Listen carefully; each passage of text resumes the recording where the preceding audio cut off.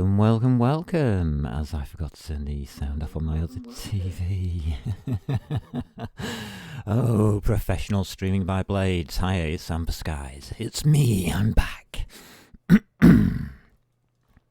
Let's see what we're back to. Oh, look at that.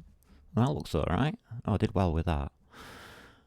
Oh, good. Right, the new setup. We've had a few people working on this, and what we're going to do now is Wednesday. So Wednesday to Friday, we are going to be working on Amberskies 3D. Okay. Or Amberskies QT, I think we're going to call it. Amberskies underscore QT, because that's what we're going to do. Saturday is going to be Blades versus Aliens. That's the XCOM stuff. And on Sundays, we're going to go sailing. Yay! Which is my most favourite day of the week. That then gives me Monday and Tuesday off, for good reasons at the moment. All my medical appointments are falling on Mondays and Tuesdays. So I thought, well, okay, let's change things up a bit. Let's take a couple of days off and go and get me medical stuff sorted out. And then we'll change around my schedule. This is 1 o'clock, by the way, yes. I know it's not 2 o'clock. Sorry about that. Had to start early today. Cats demanded attention and will probably demand more a little bit later. So, yeah. I'm in an empty, well, office. Yes. And I'm the only one here, which is bad. I do have a little button I can press and help will be sent, so we're okay. We're okay. I'm not stuck, as it were. If I do get stuck, I've got a little button I press and you come and help me. So, what's been happening? Me and my little team of me and me have been looking around a bit. And I've had a bit of a shocker.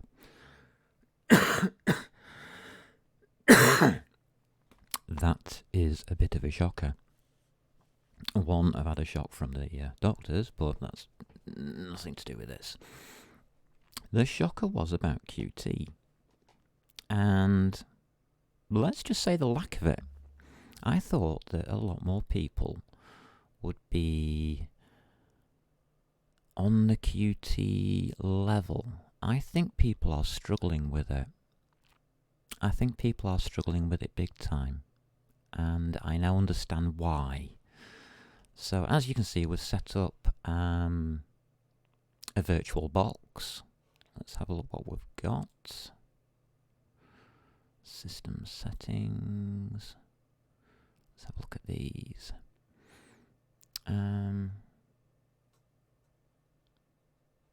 Let's see what we've got here. We've got Manjaro Linux, KDE Plasma. I've got Qt installed. Kernel is 4.19, 64-bit. I've given the box, the Oracle Virtual Machine VirtualBox, I have given it 4 Intel cores and 8 gig of RAM. So that's that. Otherwise, it's pretty standard stuff. There's nothing going on here. I did do it using the architect in the end, and I put a minimal install on of Manjaro, which has helped. The other thing is, don't download Qt, because Qt is here. Just put creator in. There it is. So, Qt Creator, lightweight cross-platform integrated development environment.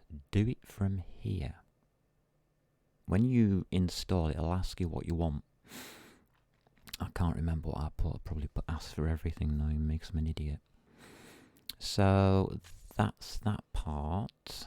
I was tempted to say stuff this for a bunch of roses and let's go and use like SFML or something. But I thought, no, I like a challenge, so I'll do some research. For the debugger, DBG, I've got KDBG there. A graphical debugger interface. I could use it. No, I'll use the debugger that comes with Qt. It's the GCC one. We've got GCC, have we? Yes, we have. It's there. God, my eyesight's bad today. Maybe this is small, so I do apologise. It'll get bigger in a minute. So yeah, I've got GCC, and we've got everything that we need with that. GDB, I think it is.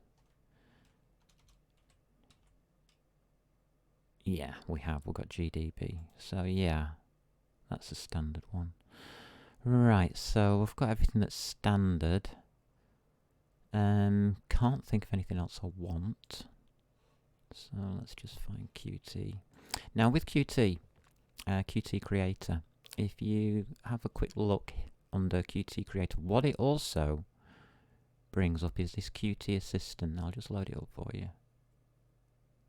I don't know what colours it's going to come up in. We'll have a quick look. Yeah, it's come up in dark colours, but contents, what we'll be using, or what I'll be using today, is QTN network, Qt. There's a network authorization, there's network, so this is one I'm going to be using. There we go, and it comes up in the proper colours now. So this tells you what you need to do. Now this is expecting you to use not a console, but like a GUI type interface. And that's the biggest problem that I first encountered, is that the manual is great up to a point until you want to do something different, shall we say. If you want to go beyond the norm, yeah, network programming with Qt. This is great, but this is mostly about like the web or internet browser type applications. And I found that a little bit surprising. And then one of me's little researchers went and had a thought and said, hold on a minute, let's not worry about that too much. Let's go on to YouTube and type in Qt TCP server. Okay. And this is what I want you to look at. Because when I did this, 8 years, 3 years, QTCP server design revisited. Yeah, revisited 3 years ago. And creating a TCP server in C++ isn't what I asked for. That's 2 years ago. And that's Sloan Kelly. That's actually a good one to look at. So shout out to Sloan Kelly on YouTube. Okay, high performance. 4 years ago. What's this one? Qt network programming. Had nothing to do with what I wanted. By yes, whenever. 4 years. Void Realms. That was about, I think that's 4 years as well. Void Realms, by the way, is worth having a look. Shout out to Void Realms. And looking down here, these seem to be just like copies. 8 years, 7 years, 8 years, 4 years, 12 months ago, Java. Well, hey, there you go. Java's nearly up to date. 3 years, 8 months ago, sockets due to Python. There you go, Python, 8 months ago. I find all of this interesting because 8 years, 4 years, between 4 and 8 years is the answer. So everything that there is out there about Qt and making servers is about 4 to 8 years old. Well, does it help? Some of it does, some of it doesn't. I mean, there's quite a lot that does and doesn't. So we did some research and we came up with that. Nothing. Yeah. Okay. What are you going to do then, Blades? Well, I'm a programmer. Why the heck should I care? Let's have a look, see what we can do, shall we? Qt Creator, I'll just use it from here, it doesn't matter where I use it from. Right, the first thing I always do is I put up a session thingy. All you do to, actually I'll show you how to do this, shall I? Delete. Yeah. So you take your default and you clone it. I'm going to call it Amberskies. And I'm going to call it Qt. Because that's what we're going to be doing on this one. Okay. Actually, I should call this dev, shouldn't I? Because it is in Qt already. So I'll call it dev or development. Alright, so that'll do that. And just press clone. There we go. And there we go. You just click on it and it goes over to that as the current session. Alright, so there we go. I can get rid of that one now. So we're on the current session now, so we're going to have a new project. It's going to be a console, Qt console application, which we're going to choose, and I'm going to call it Amberskies _dev.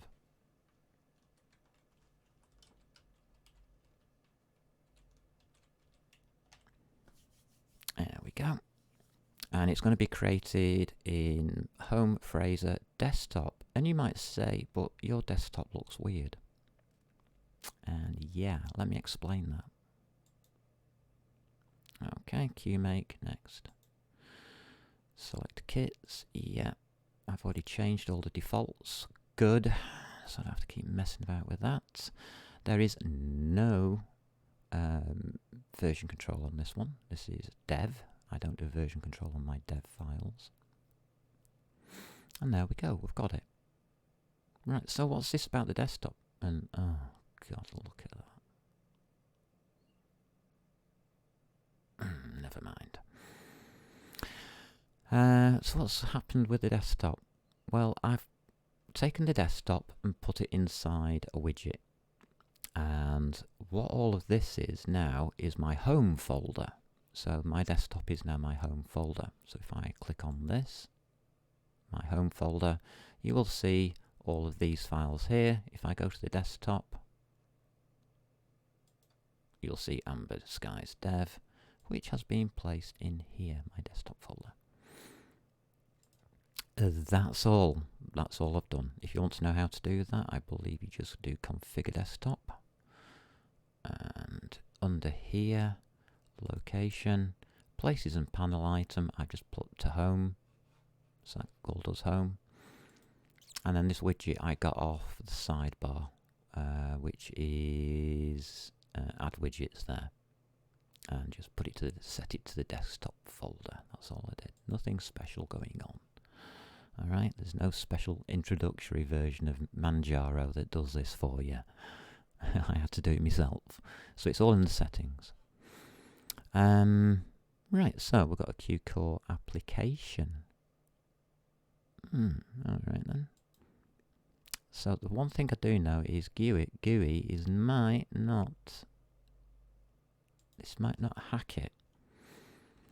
So what we're going to do is we're not just going to put in Qt plus equals network. That's the first thing. It's core and network. That's the bits that I was missing last time and why nothing worked. And it's a bit annoying, but hey ho. C++ 11 and console. No, that's C. ++ 11 and console. Do I want to keep that?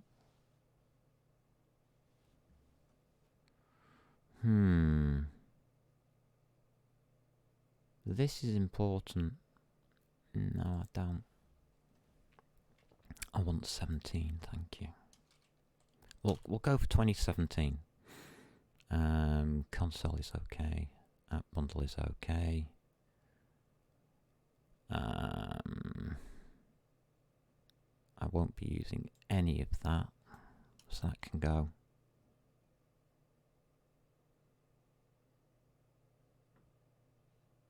I will not be using deprecated APIs. Thank you very much. Well, I hope I'm not. Default rules for deployment on this is a development thing, so there aren't any. There we go, that's better. Isn't that nice?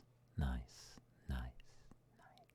Yes, it is. That is spot on. So there we go. It does its little business, and what do we get? Let's build it. There we go. We get a console. Yay! I'm not even going to do the Hello World program. Is it really? Yeah, we should do. Oh well. Let's have a look. I want all the Qt stuff first. Actually, I'll put this on a separate line. Hash include IO stream. I'm going to use C++ only if I can. Do I need anything else? Nah, not this stage, I don't. No. Just leave it at that for a minute or two.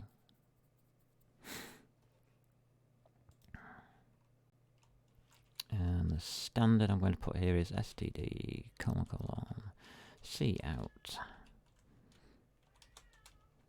And it's welcome to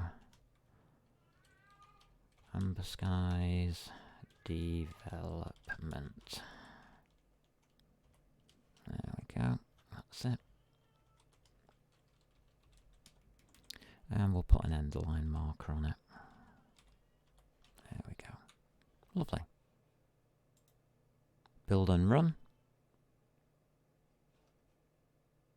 There we go. Welcome to Amberskies development. That's now titled. Good. What do we need to do next? We need a server. Well.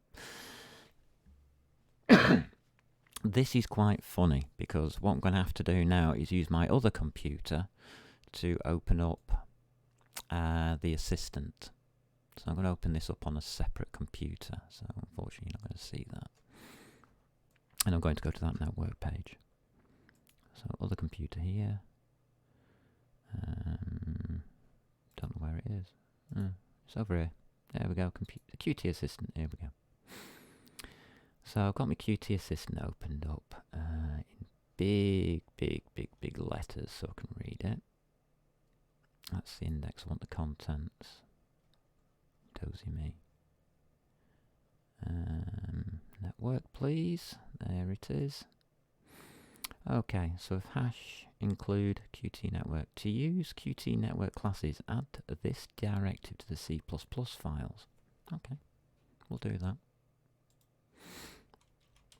Hash include, and it says Qt network. There we go. Alright, so let's see what that's given us. Right, that gives us all of this.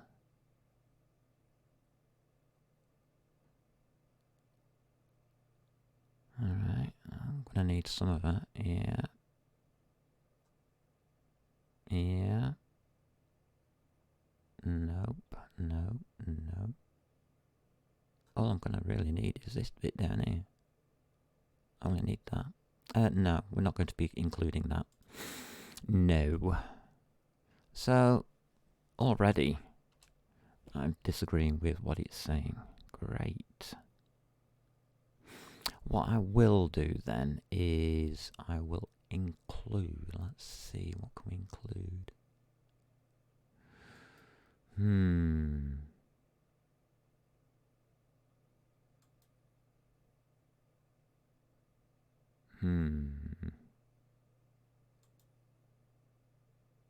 Right.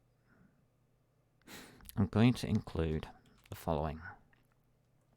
No, not because I'm on the wrong screen. Here we go. Hash include. We are going to ask for QObject because the whole of Qt revolves around QObject. Okay, so that's the first thing I'm going to include. I want to do a server. So the easiest way to do a server in Qt is just to include it. I want a TCP server this for starters, so TCP server. This will need probably a QTCP socket, I think. I'm not sure.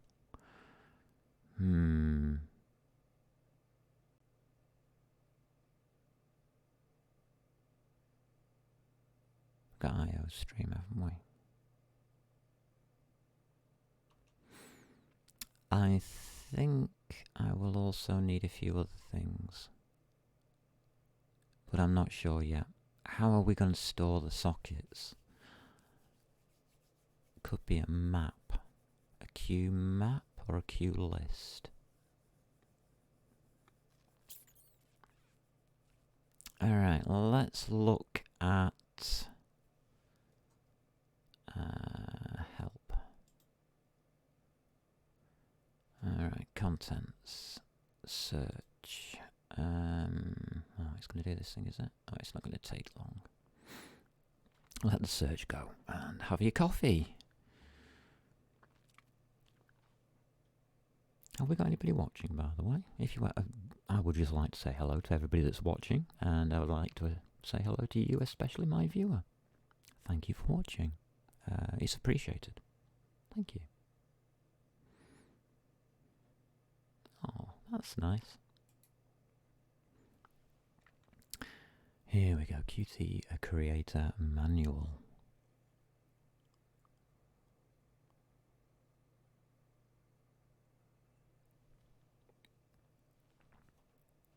Never checked to see whether it actually did networking on here.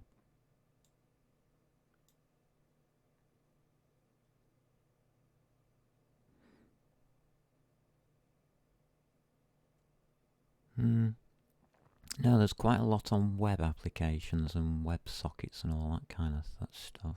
Oh, we're here, are we? Are we here? Yeah, we are. We're done.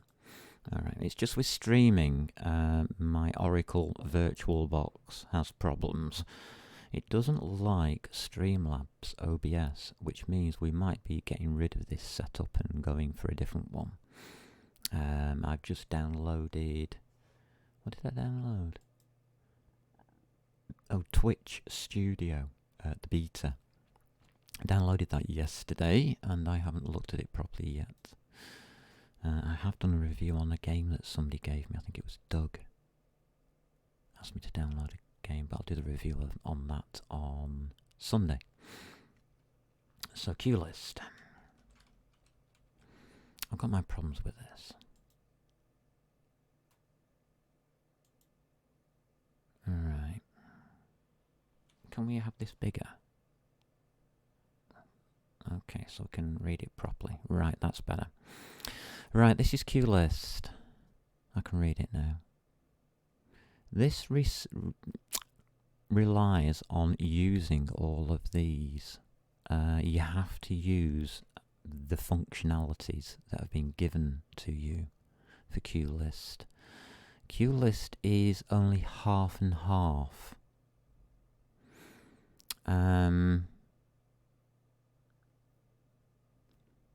It stores items in a list that provides fast index-based access and index-based insertions and removals, which is exactly what we want.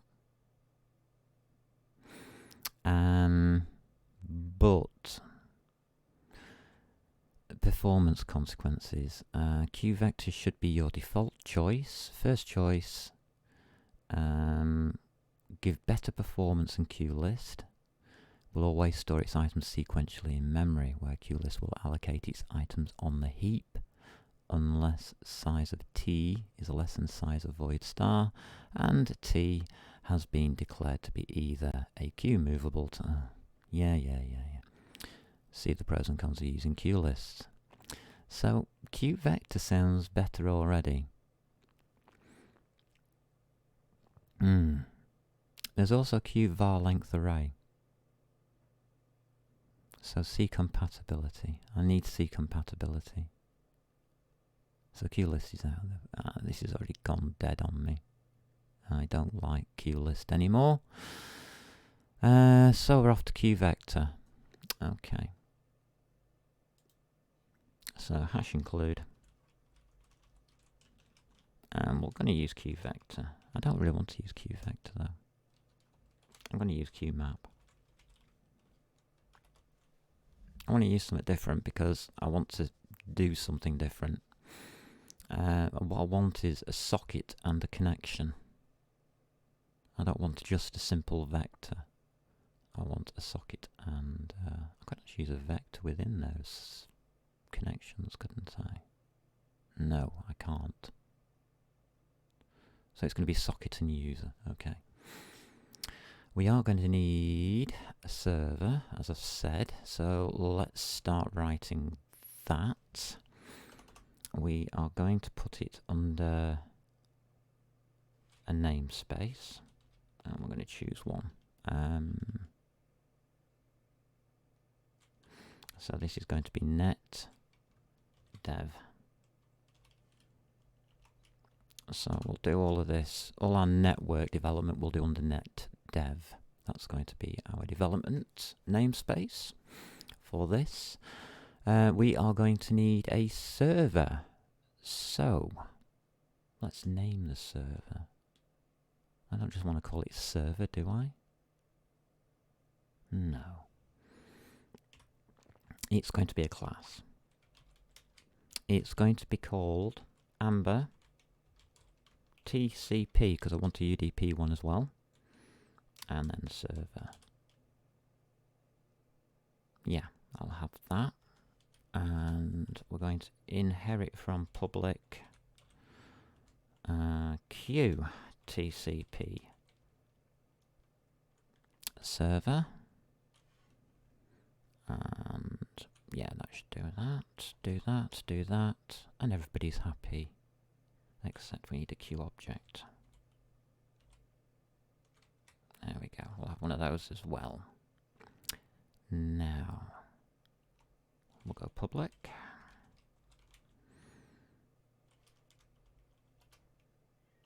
Right, I'm also going to design the format in which I wish to do things. I think that's fair enough that we do that at this stage.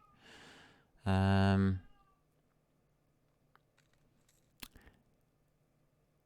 server is going to need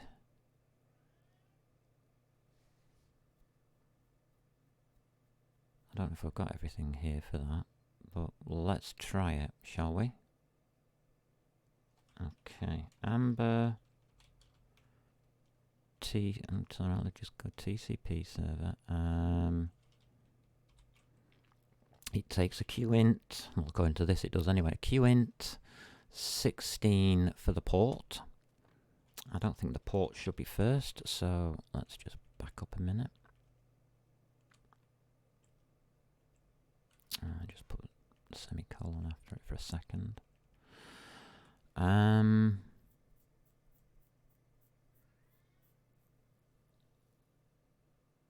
I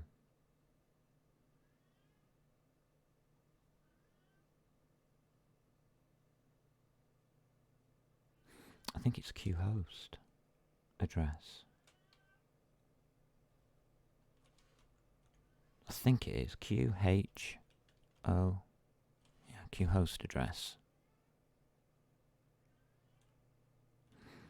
IP, comma, that, comma, and then we have to put at the end a default parent object, because we've got this Q object thingy going on. And TCP server inherits. Let's pull it up. Let's pull it up so you can see what I'm seeing.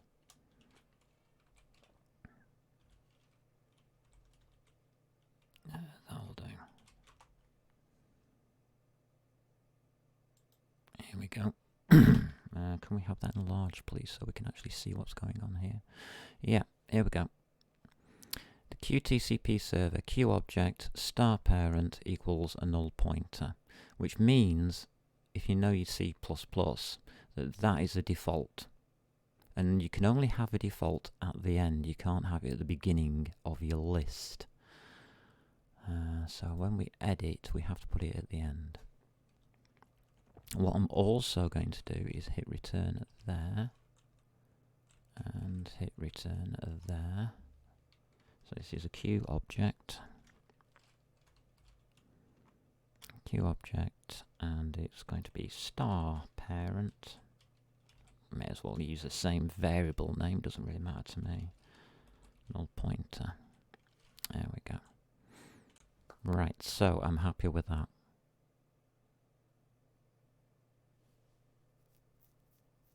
So I've got an IP, a port, and a parent. That covers all bases. Do I need a destructor? I don't really think I do. I don't think I do because of this Q object thingy. Right. Let's talk about Q object a little bit more now.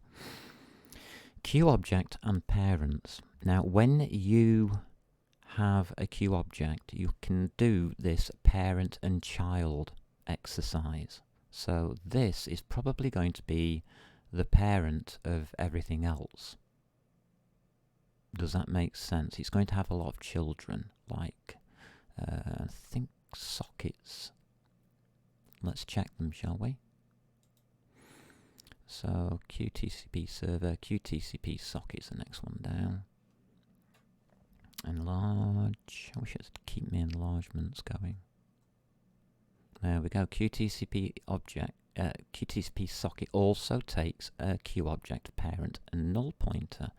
This is important.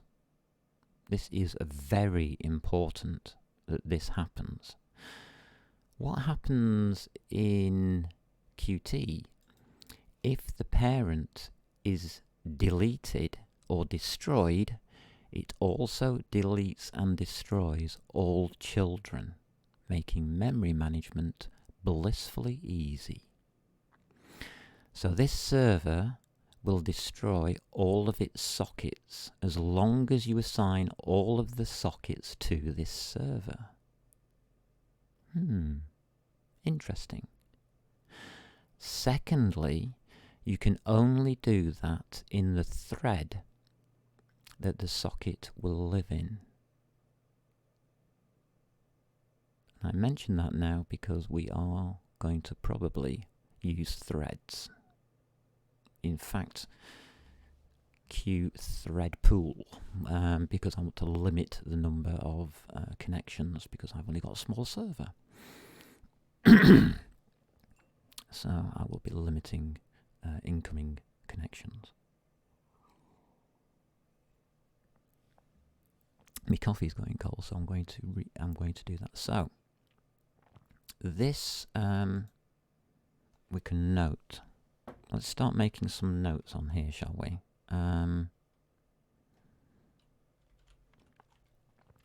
Let's see. When destroyed, will also destroy all children on any thread of the object. So QObject does a little bit more than people think. It doesn't just mean you get signals and slots, which you do. You also get memory management, and you also get an input and output system for the object itself using metadata.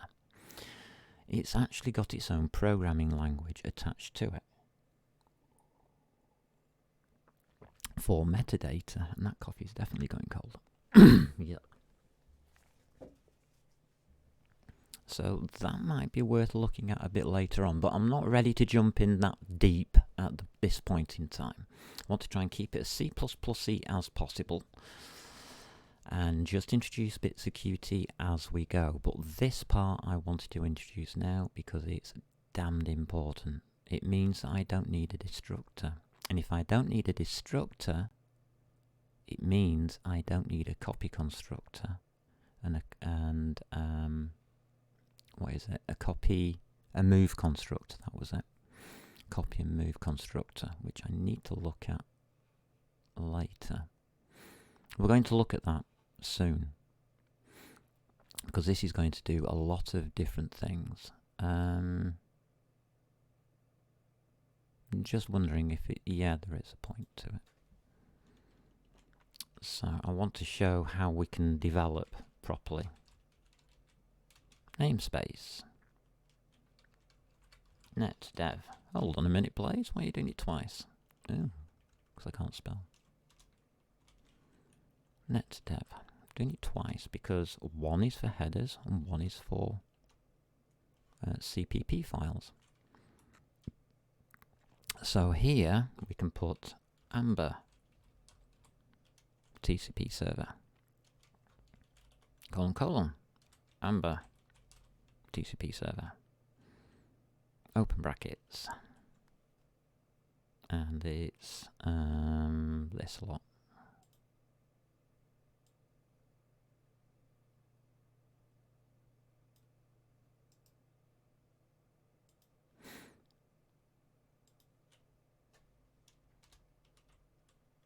Parent, yep, that's good. And then I can put a colon after that. And that means we are going to have an IP. m_IP is going to be IP. Oops. IP. We will have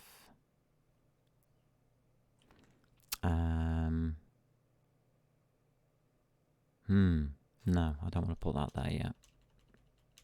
I want the QTCP thingy. QTCP server. That's going to be the parent. I'm going to have that set to parent. And then we are going to have our variables, which we haven't declared. Now, I'm going to declare them at the bottom. Under here.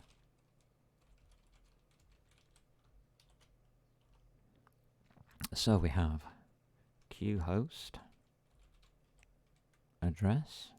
It's going to be a member variable, and it's just going to be an IP. Yeah, that's Internet Protocol host address. Okay. Then we want the qint16. Nothing magic going on at the moment, as you can tell. m_port.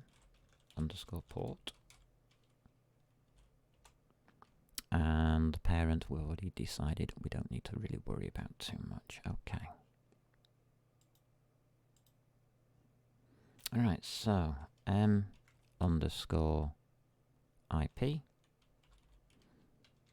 equals IP. And I'm just going to go, no, I'll go on to the next line. m_port equals port. No problem with any of that. And then all I'm going to do, I'll just do that for now. There we go. That'll do. That will do. Now, this isn't quite right. All right. What's wrong with it now? Warning. Padding size of netdev Amber TCP server with 6 bytes to the alignment boundary. Oh my god.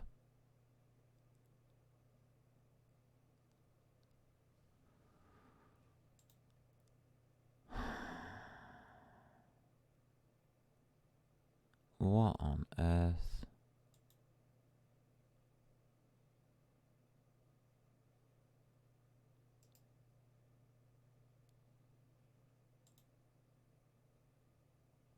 What on earth?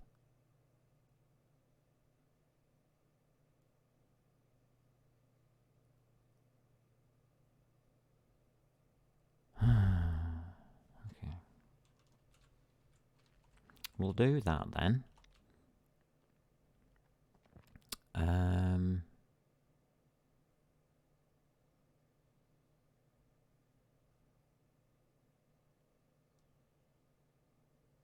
6 bytes to alignment. Why is it trying to align it?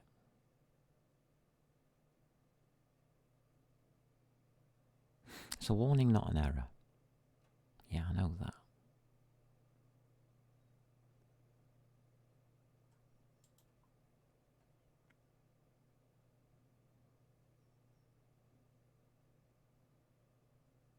It means you turned on too many warnings. Yeah, very funny.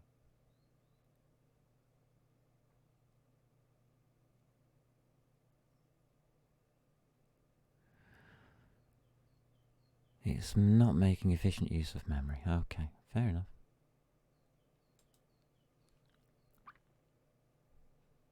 There is something I did miss here, though. It's supposed to be explicit. Yeah, okay, going to ignore the warning for a second. I didn't even realise it'd do that. It actually looks at the memory that I'm using here. That is quite funny. I'm not going to do that either, because I have made another mistake, according to C++17 anyway. I'm going to make a lot of C++17 mistakes. Empty. Which means I want it to be empty. Doesn't mean that it is empty. It means that I, as the programmer, want this left empty. Because this is a no-throw.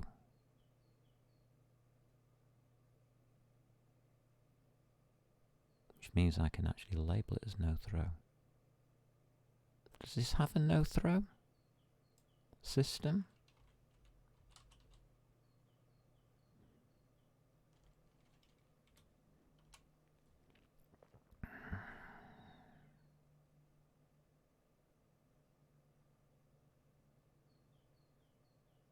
It's giving me source files.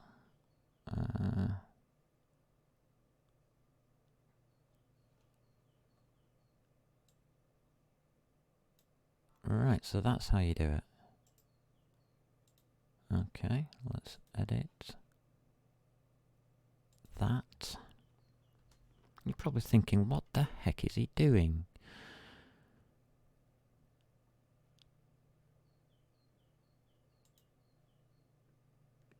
Apply fix. Yeah, okay, do that for me.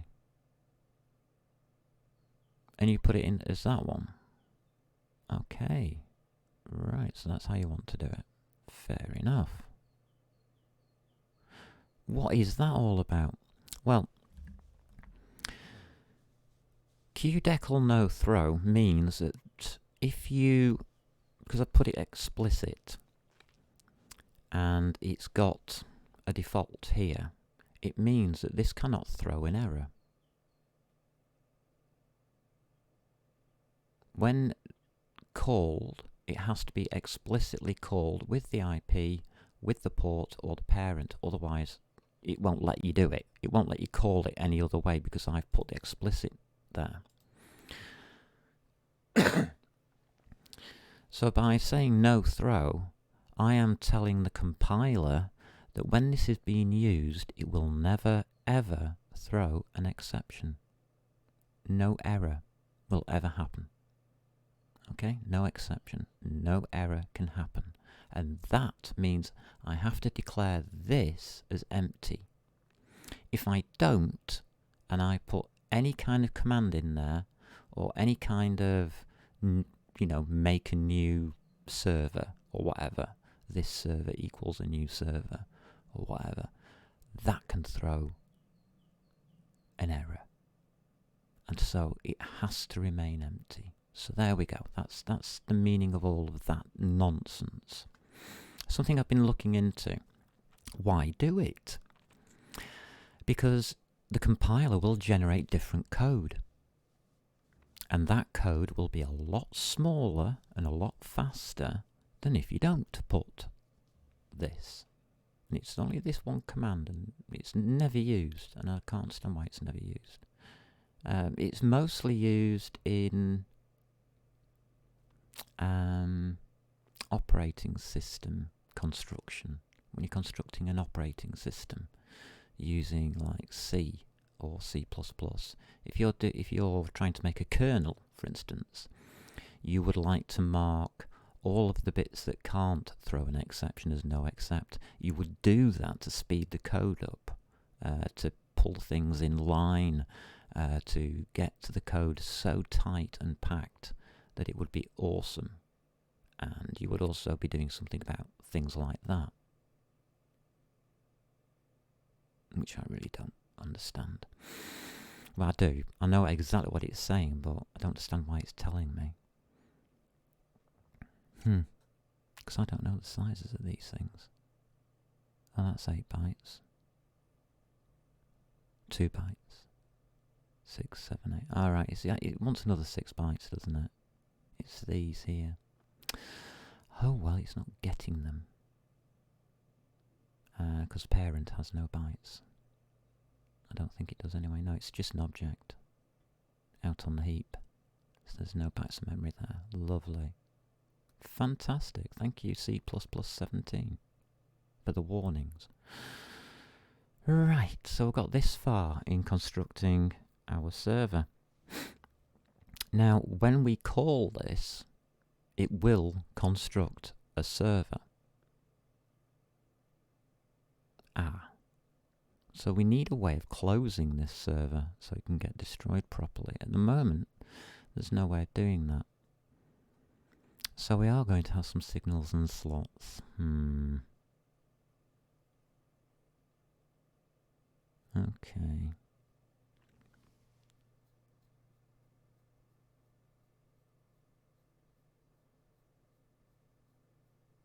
I'm just wondering which ones to use. Alright. There's no point in looking online. Go back to QTCP server.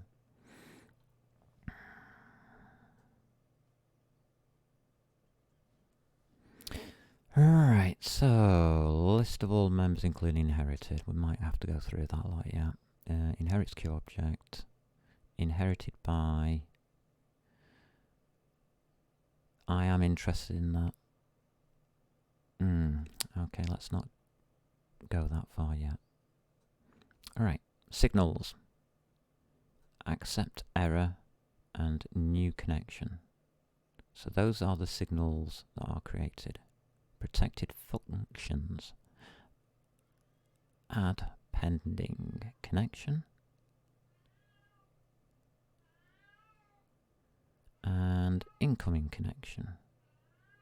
They are protected functions, they're not slots. That's a slot, I'm sure of it.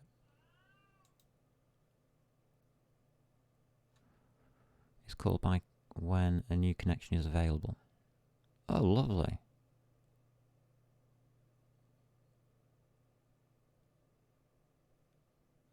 Virtual protected. Fantastic.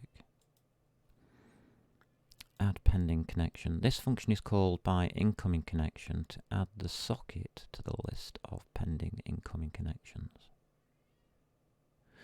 Call this member from a re-implemented incoming connection if you do not want to break the pending connections mechanism. I can re-implement incoming connection.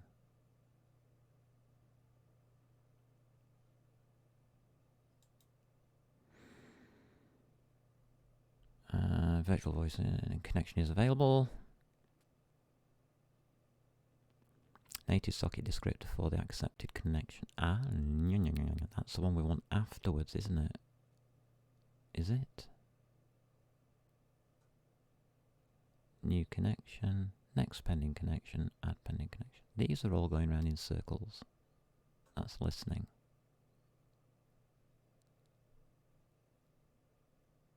Alright, so where are we up to? Edit. Let's have a public function void start server.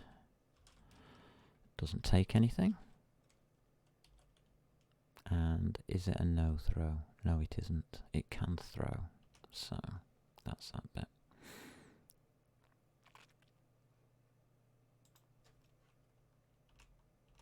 Amber TCP server : start server. And what we are going to do here is this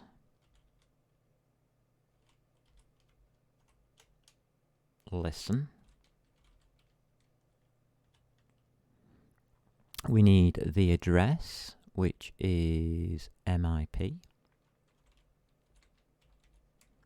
We need the port, which is M_port. There we go. And that's it. That will start the server. Okay, C++ requires... Oh, yes, it does, yes. Yes, you're quite right. Sorry about that. That's my bad. At least it tells me. Okay. So that is how we start a server.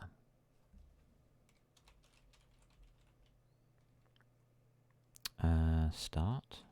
Stop. Server.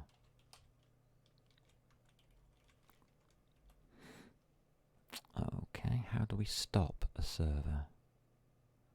We can only stop a server if we tell it to stop. And we can only do that remotely. Yes, this is now really getting interesting. This could cause problems. So let's have this one again.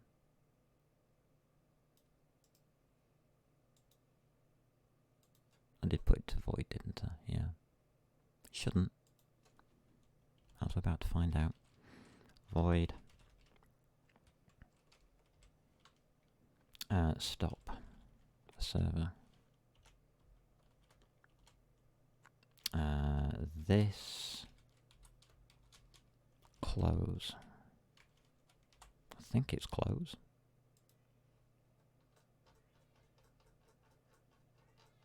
Get back up to the top. Void close. Okay. Close the server. The server will no longer listen for incoming connections. Thank you. Yes, I was right. Good. Now listen is a bool. Is listening is a bool. Okay. So now what? Void. Yeah, that's true. Yes, you can't really do void. Yeah, okay. Numpties. So that does that. That's now a bool. We've decided. And just click on that, and it'll do it for me. Thank you. Stop server. Should I make that into a bool or not? No. Okay. So start server is definitely a bool. That's got to return something. So that's got a return value. There we go. It's now got return value.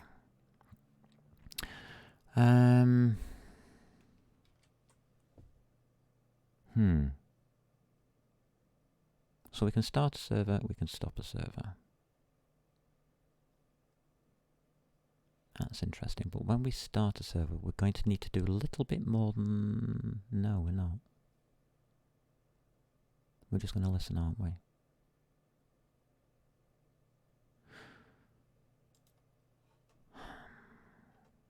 What slots do we have?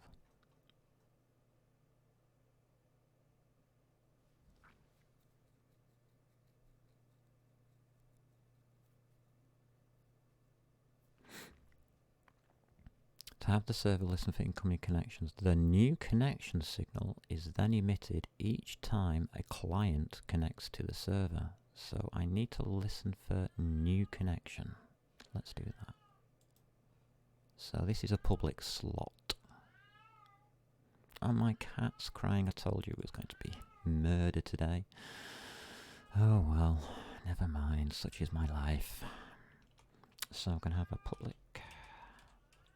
Now the whole idea of this is Qt will operate all of this on events.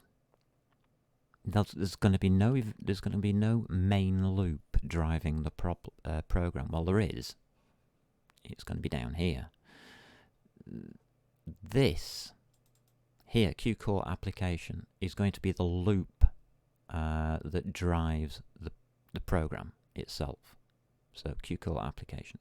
We're not actually going to do that. We're going to do something slightly different here. I've got a feeling. Something that I might not like. I don't know. We'll experiment with that when we get to it. So for this server, yeah, we'll do a public slot. And which one was it? It's going to be new connection. Void server new connection. Yeah, we'll have that. So this is void new connection.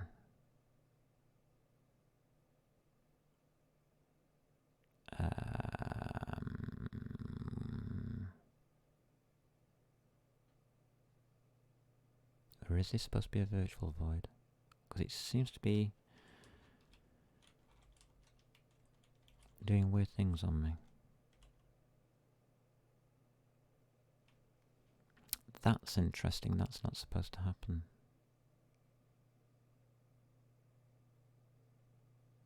I've had problems with these colons before now. And I know this isn't in a header file. So it's going to act weird, as you can see.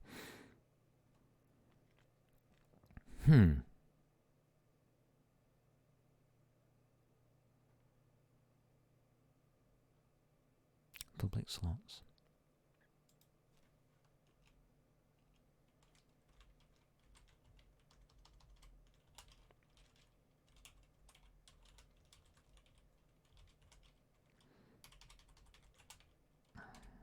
It's just so I can find it later on. And it's going to be void.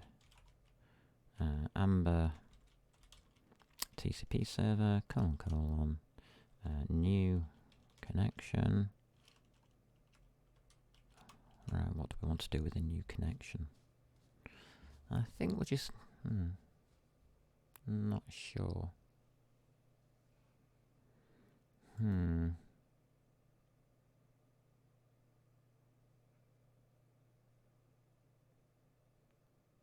Well, we can't, can we? Because when we start the server, we haven't set it up.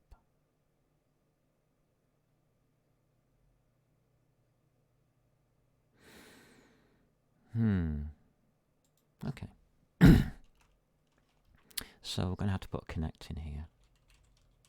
I'm going to have to connect the signals and slots up. So from this, comma,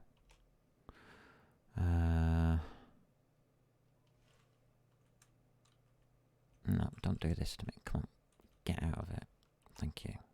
This, thank you. That's going to be your semicolon. Everything comes out too far on this thing. That should be there. Right, let's see if it'll work now. No, it won't. Stop it. Connect this to a signal. I don't need to do it this way, do I?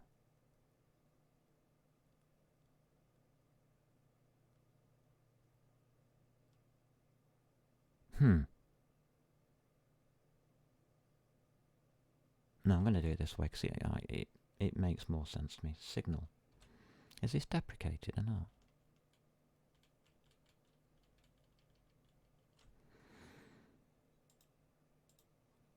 I've never looked it up.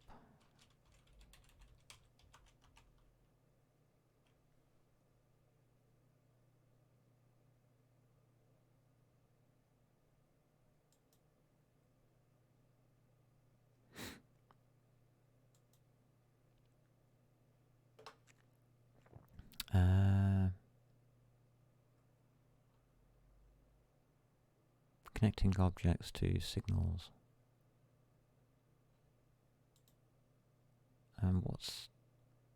This is properties, connections. No, that's not the right one.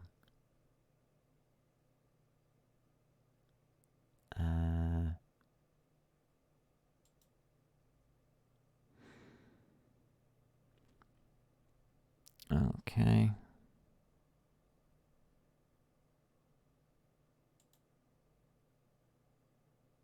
What's this load of rubbish? This is in design. That's design stuff.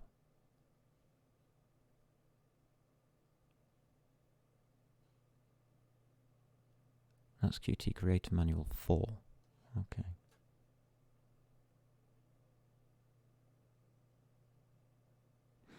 Let's see, signals and slots. Let's try slots.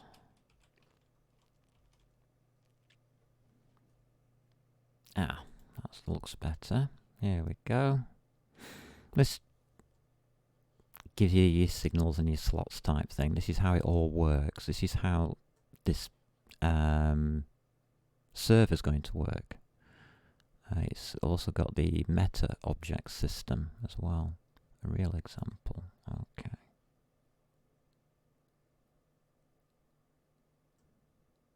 Slots, yeah.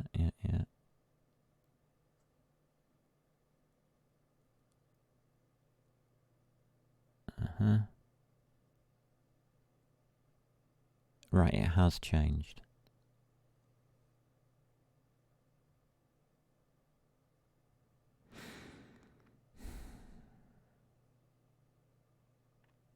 So,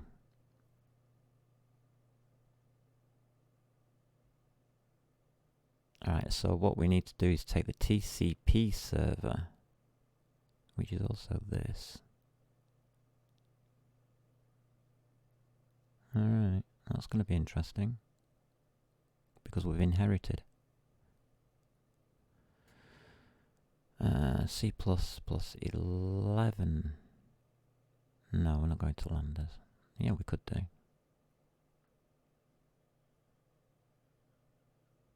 I prefer this method of doing it.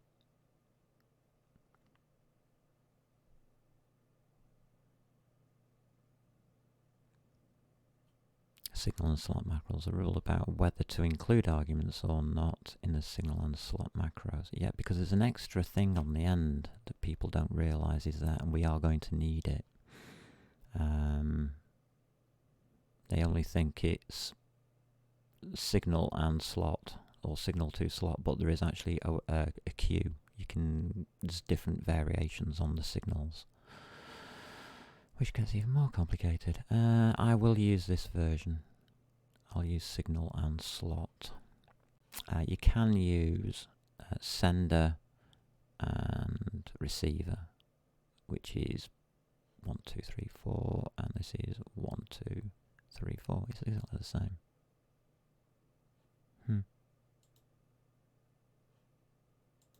Okay. Signal. Open brackets.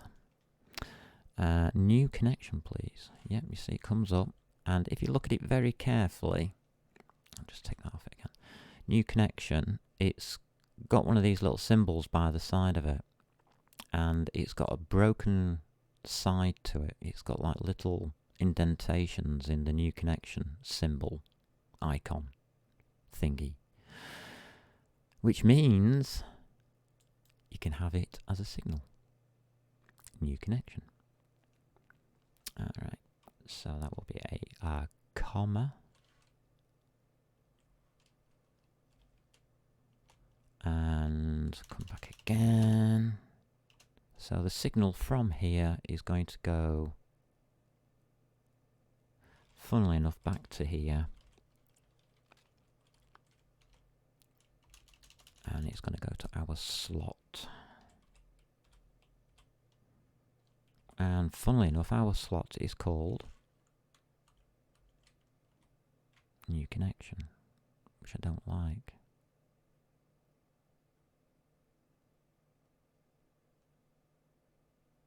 And that's it. Okay.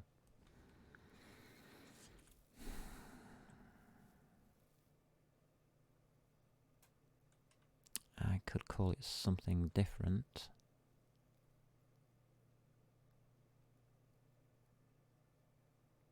To save confusion.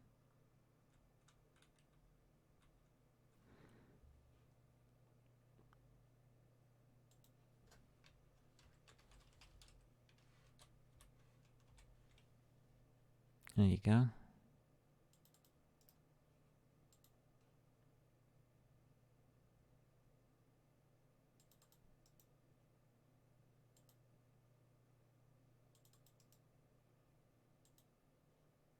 There we go. Right, that's just to clarify that we can write this as a totally separate program. Right, so we get a new connection. Okay. Let's go back to this idea of starting the server in a second. See if I can think of anything else I might want to put in here. No. No. Okay.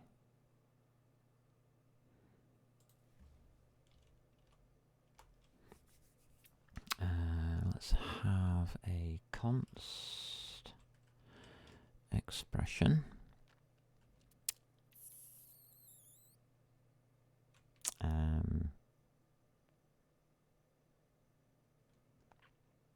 Oh god, how will this go? Qhost.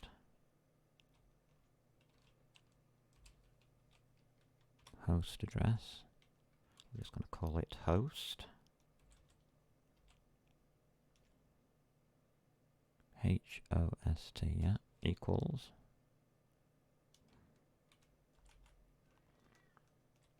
One, 2, 7, dot 0, dot 0, dot 1.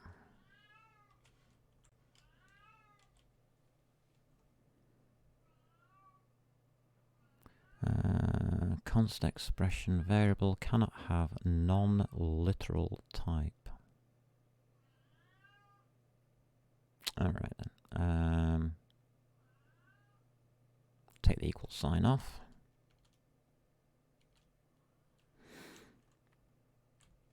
Take the Q address host off. And that off. And hash define it. There you go. Oh yeah. Take the semicolon off the end. So hash define. What else do I need? Const expression. And this time it's going to be an int. A qint. 16. Now it can't say that I'm not allowed this, can it?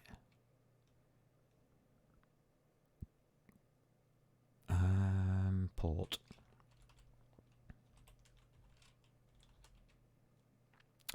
2019. Semicolon. Unused variable. Yeah, very funny. Alrighty, so we've got that now, so we can actually create this thing. So let's put that line in. I can nearly start testing this out, but I need a way to stop it first. Let's have a look.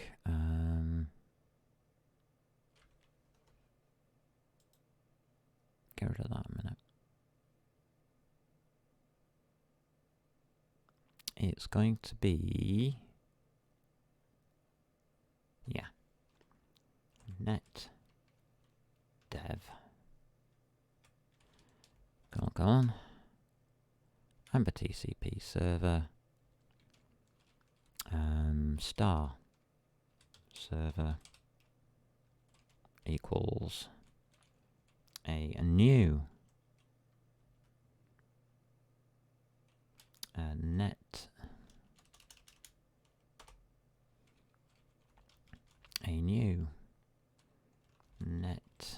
dev Amber TCP server, open brackets, and that's going to be host, comma, port, close brackets, whoops, semicolon.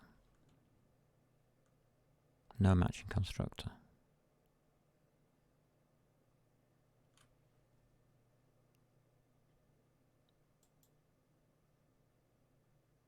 It's not going to work because of that. I can take it in as a Q string.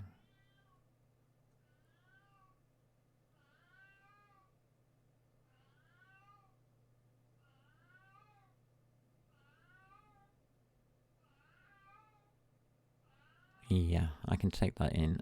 Can I?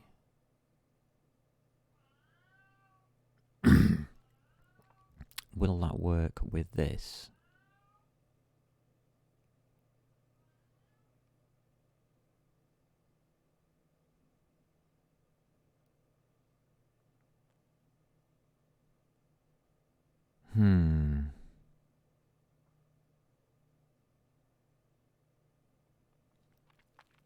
So I've got it as a Q host address. Can I take that as a Q string or not? Let's find out.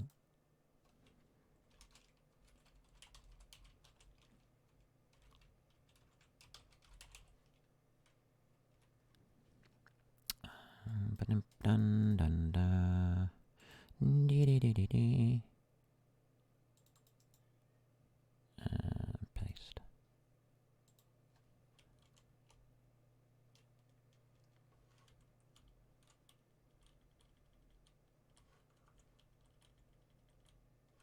There we go.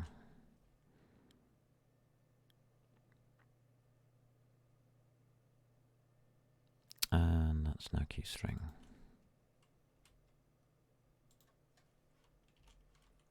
I wonder why it's working. No, it's not working properly. It's still too far across. But hey ho, such is life.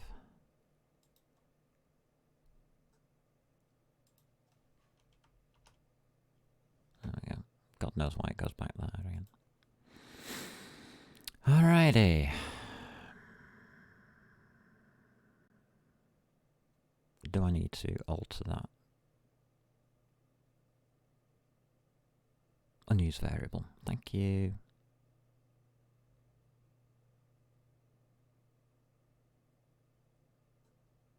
Funny.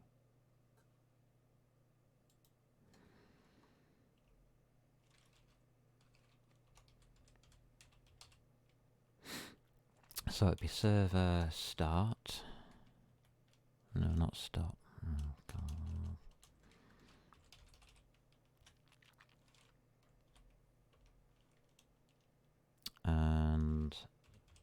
server. I'm just going to put it here for a minute.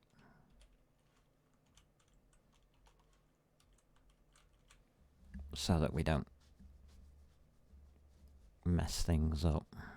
Stop server I don't think is going to be really necessary, but it should still be in here because this is going into a library. So how it's going to be used is up to the person using the library. But we're looking good so far.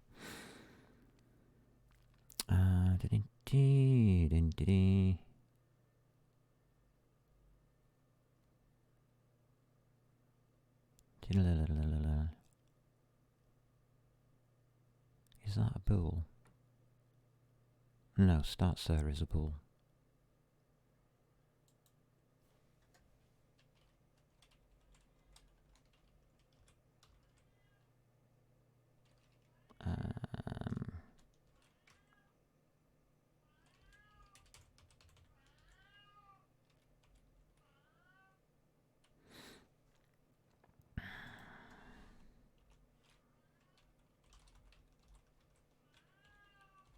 There we go. If not success, then std cout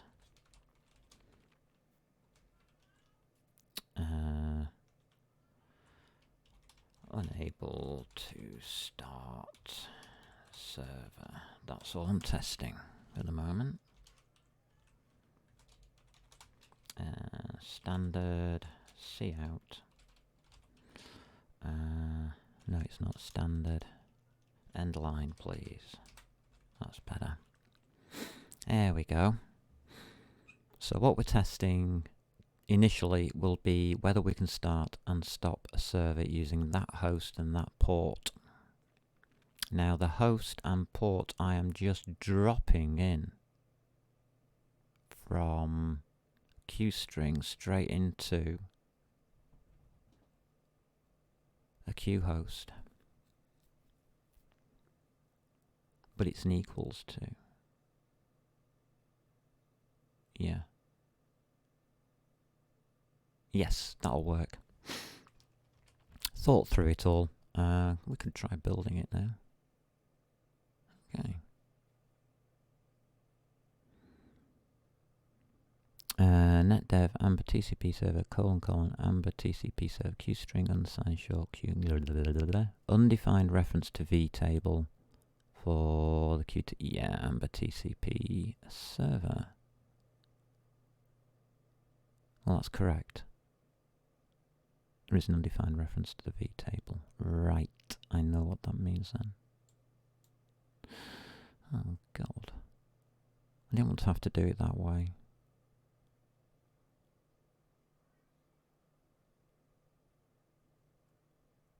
Alright, let's split this up into files. Sources. I'm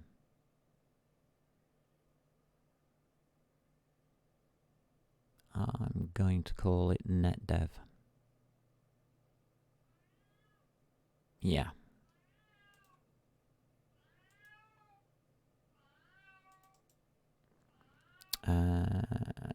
New folder. And we're going to call it netdev.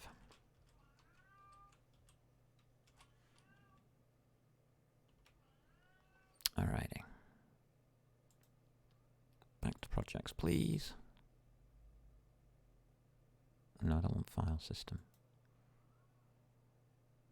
Projects, there we go.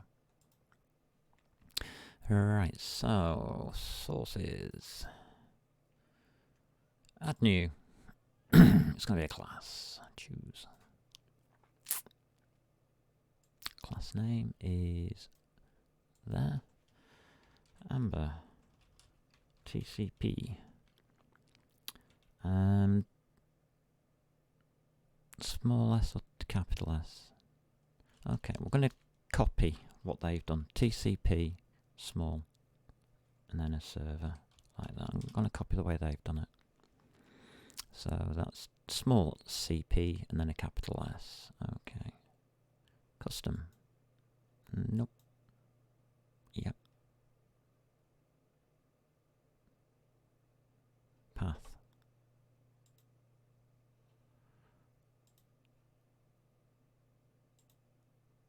NetDev. I could have done a new folder in that screen there. That's okay then. I'll remember that for next time. Yeah, make sure you've got QObject. That's the vtable thingy. Add to project. Add version control none, because it's development rubbish. We're not copying anything from anybody else. We're just muddling our way through it all. And it's done it all here. That's lovely. Alright, so go back to headers, NetDev. What do we got?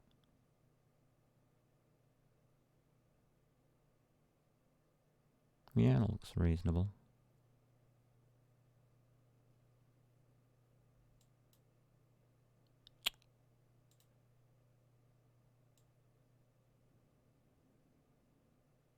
Alright, let's put this up side by side. Actually, that'll do. On the top one, we can put main. Alright, so that, all of that from there onwards. I'm going to cut. I'll send errors everywhere. And paste. And that is going to be a queue. Server. We haven't even got to the socket. My God. Still wading through the server. QObject, explicit, blah, blah, blah. That's nearly right.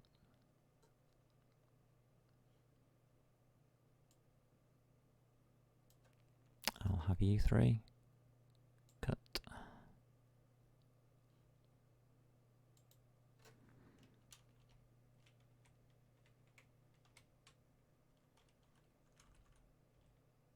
Where were they? Yeah, that'll do.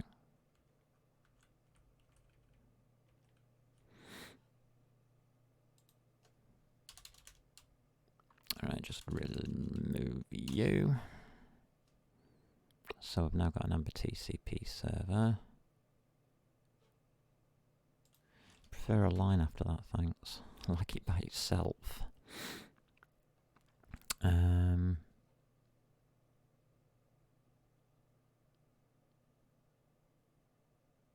Right, that's going to be alright.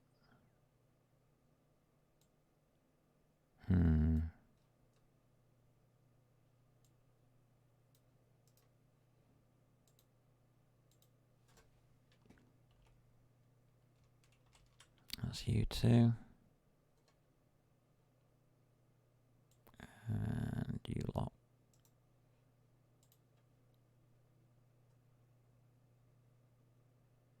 And that goes there, doesn't it?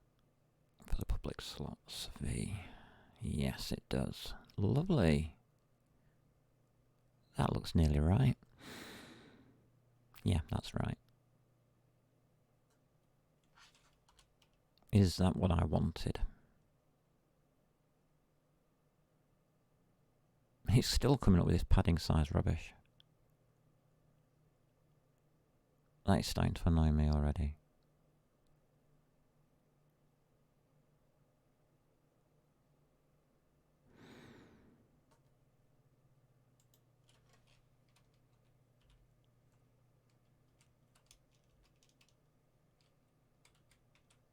There you go. That gets rid of the padding size rubbish. Isn't that stupid? Why is it giving me that warning when I don't need it?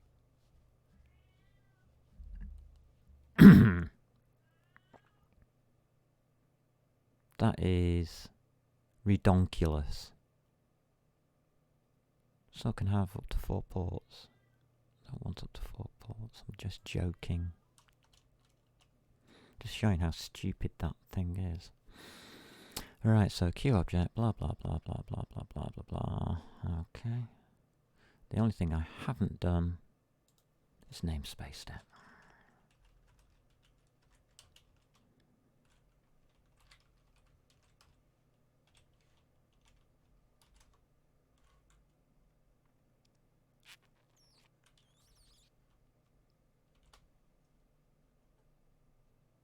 So,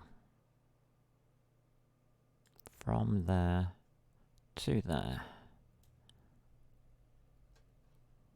Edit, advanced, auto indent selection.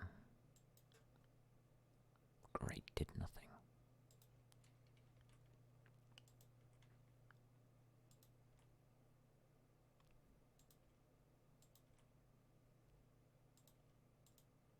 Yeah, because I can't find a way to do it. I told you, I'm not brilliant at using this IDE. Because I've not, this is the first time I've used it properly. And it's been giving me all kinds of trouble, but got to get used to it, I suppose. I haven't set it up exactly, but that looks more like what I normally do. Alright, so that bit's okay. Yeah, I'm happy with that. Right, let's get rid of, let's pop in this part now. So, namespace.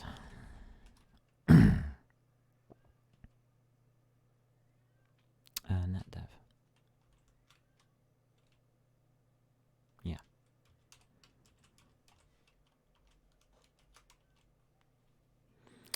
And that's going to have inside of it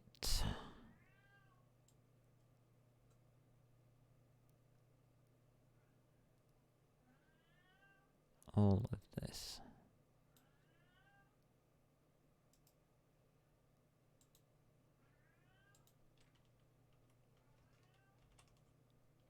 No. How do you just do this so it can... Is it... How do you drag a line, I wonder? Alt. Let's try Alt-Shift. Oh, yes. Yes, yes! Yay! We're winning. Tab. That's all I wanted.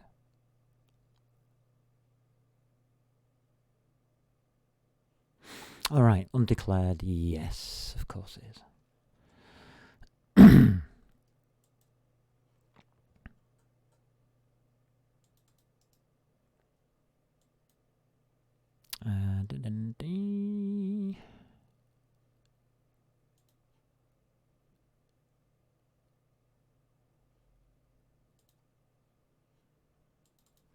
Okay, let's pop you in there.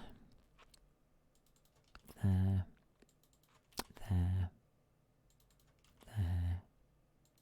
And there. Ooh, that was bad. And there. Thank you. Alright, so what's wrong with all of this lot now?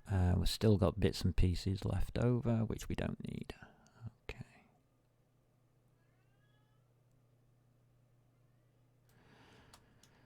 And that gets replaced.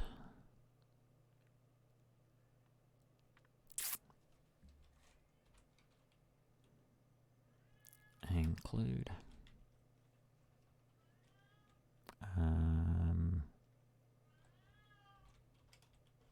NetDev. Fantastic. Fantastic. Yeah, just do these names again, please. Thank you. Thank you. Thank you. Fantastic. Don't need you anymore. Thank you. Right. So I split it down into files because it was getting a bit iffy about it all. That's fine. It's absolutely fine. Okay, I haven't found a way of joining these. I might not be using this editor for very much longer. I've just realised. It's driving me nuts. I can't tell where the brackets are. But yeah, I might get used to it, I don't know.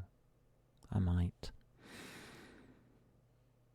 That's about 40, is it? There's a way of finding out on this, but I'm not going to do that right now.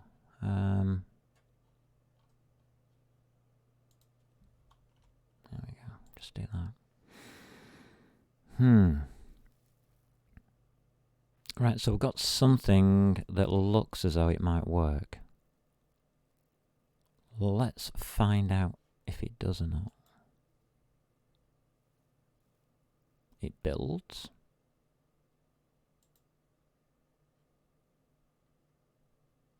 No problem. Why does that bother me?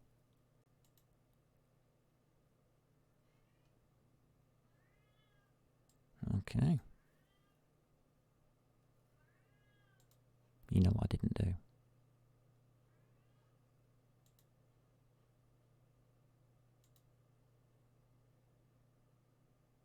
No, there was no... Didn't come out to that, no. Okay, lovely.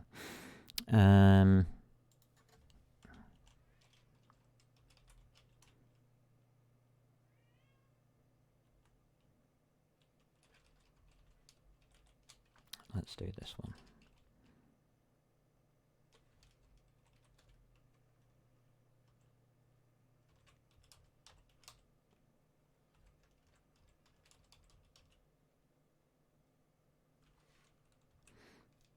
As you might notice, I'm trying not to put all of these silly comments within the code, because I haven't got a logging system yet, and there is one in Qt. And there's a very good one in Qt. I've just got to learn how to use it.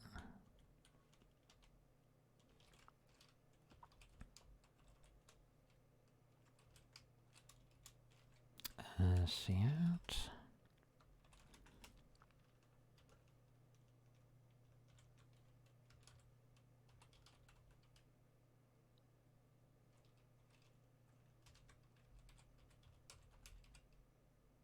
It isn't shut down in this, it's closed. Which I find different languages treat all of this differently. So I'm not honestly too bothered what I say. But I'm trying to be as correct as I can with everything that I'm doing by developing this in a prototype way, which is simple and straightforward to understand. Okay. We are so far looking good. We'll now just increase the files, and I don't like doing that.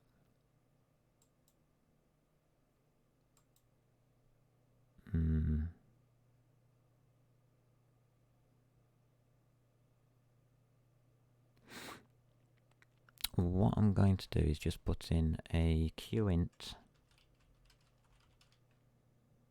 16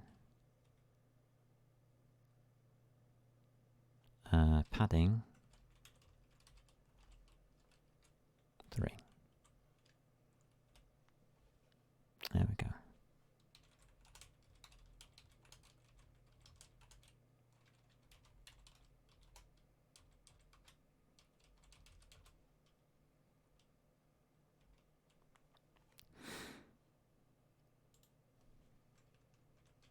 I know it's stupid, isn't it? But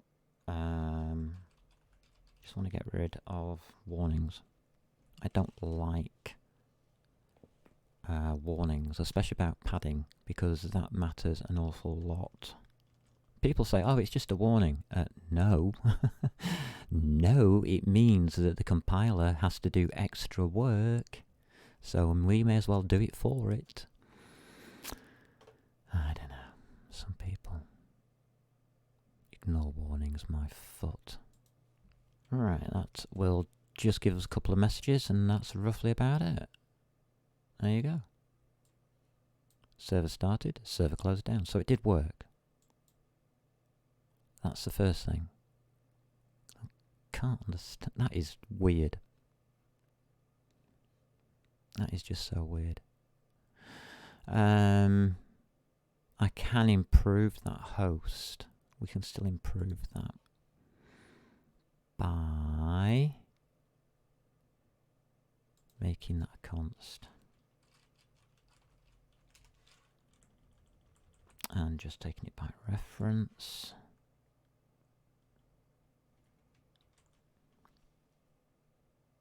Alright, that doesn't really matter. Does that change it in here? Don't think it. Yes, it does. Const and IP. Doesn't change it anywhere else. And just to make sure, we have a running system. Yay! We have a running development system now for servers with a start and a stop. That's all it's got. Now we need to be able to listen to things. Great stuff. But what happens when we get a new connection? Let's see. We're going to have to do something, aren't we?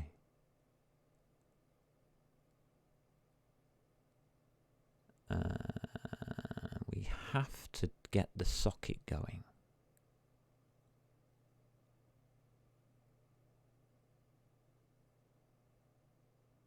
All right. Yeah. Right, so in main, I'll delete these two. We won't stop the server this time. We'll stop the server from within the program inside of here. So this, so stop server.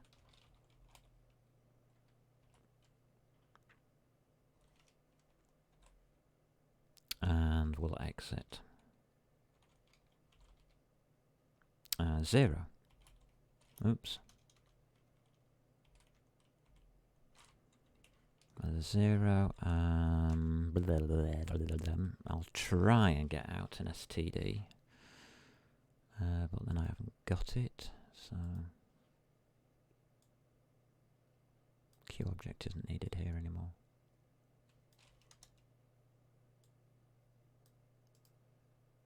Copy you over as well.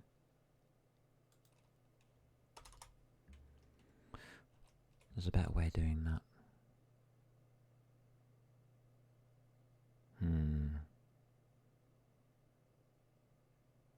There is a better way of doing this.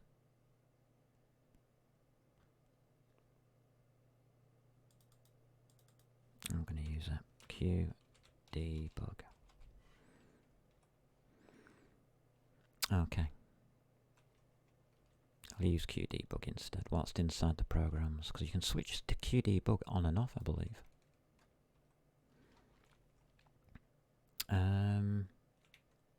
Shift Q, debug. No, it's not.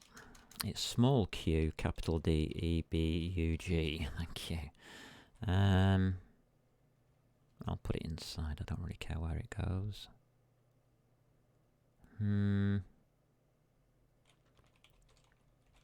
The server has closed down. Full stop. Semicolon.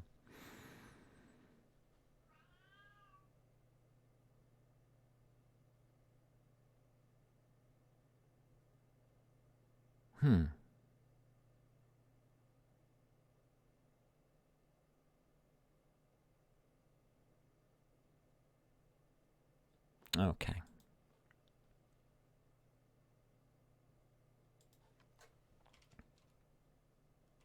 If this is listening,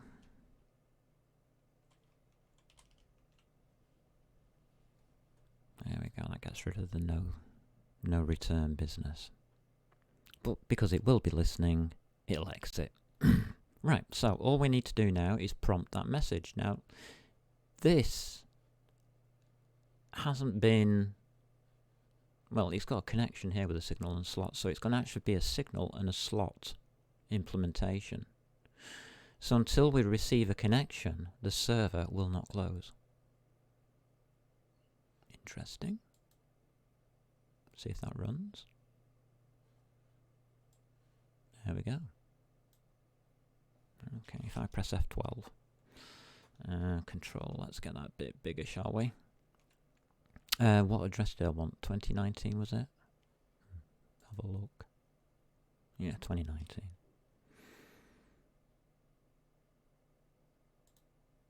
Okay, F12. We'll use telnet. So 127.0.1 and it's 2019. Ding. Oh yeah, okay. Open. I know what I'm doing, honestly. 2019. There we go. Server's closed down.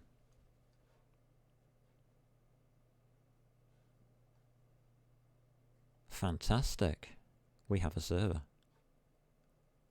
Now we need to control this server's business. So you can now... I'm not happy with that IO stream. Right.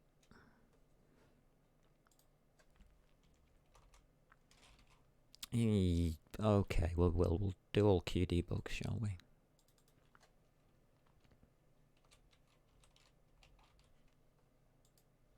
And then it's just QDebug.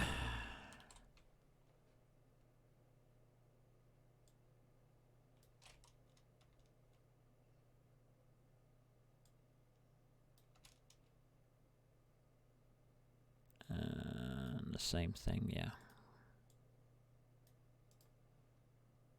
As you can see, it's a special.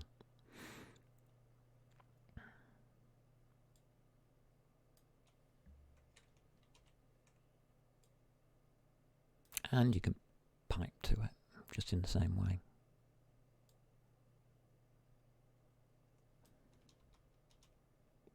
There we go. Will not now work. Build. Server started. F12. Oh, okay. I'll put in this one. Command open. And it's 2019.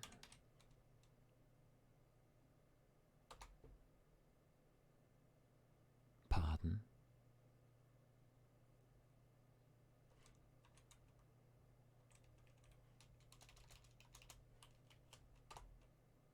There we go. Server's closed. Good. Everything's working. So if you're inside Telnet, you need to open it. If you're outside Telnet, you don't. Oh, for God's sake. Telnet, get your act together. You've only been around since 1960. For God's sake. And that means we can do that. Good. Was it actually exiting? No, it wasn't. Why doesn't it exit?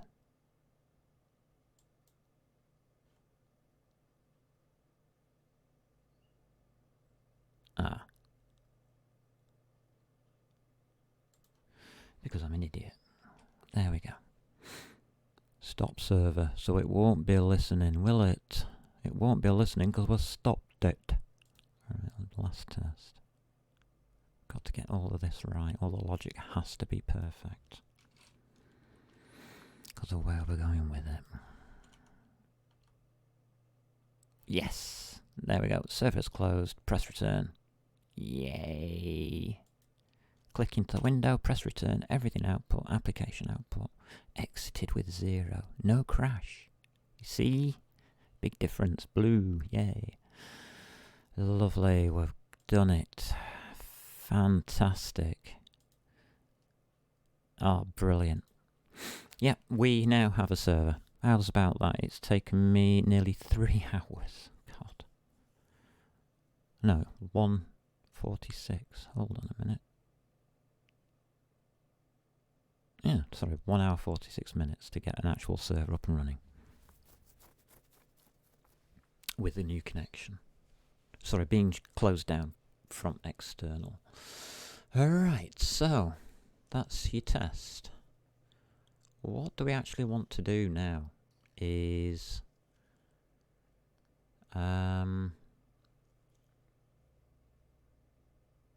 one controller socket. How the hell are we going to do that? Plus, I want the socket to go somewhere else. Have I got anything that does that?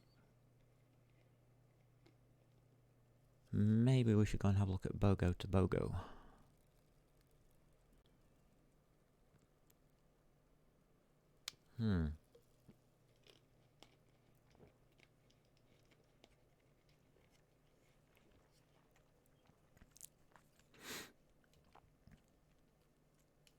Now I've got something that's actually working. Oh, okay.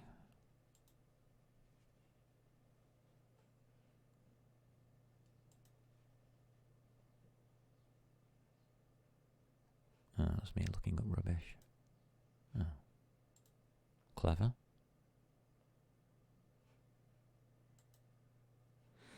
Here we go.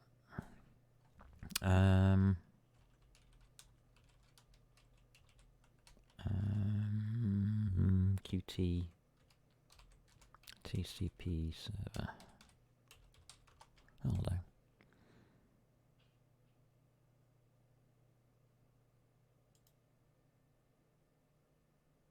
Alright, this is multi-threaded.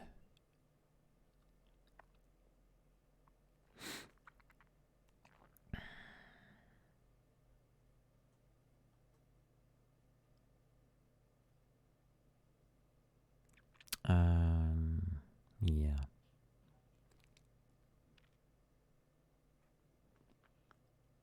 Run, read ready, and disconnect. Sorry, ready read. Why do I always say read ready?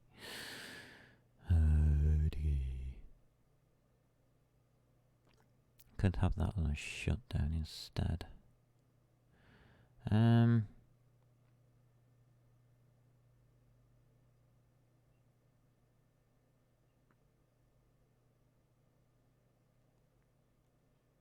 The socket's got to come in from outside.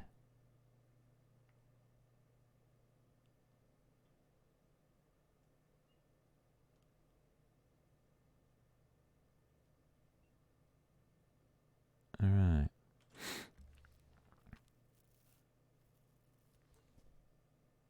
Connect to the socket.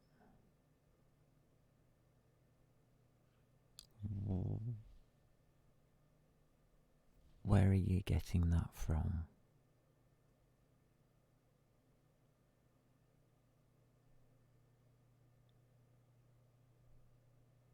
Again, thread is a queue object. That's my thread though.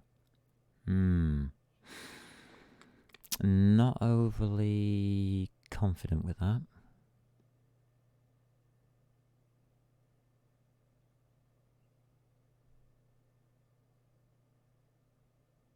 Queue byte array data. Queue byte array data. Okay, we'll use that.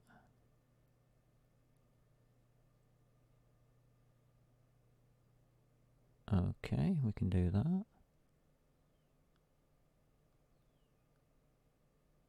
Right, we can run a test on this.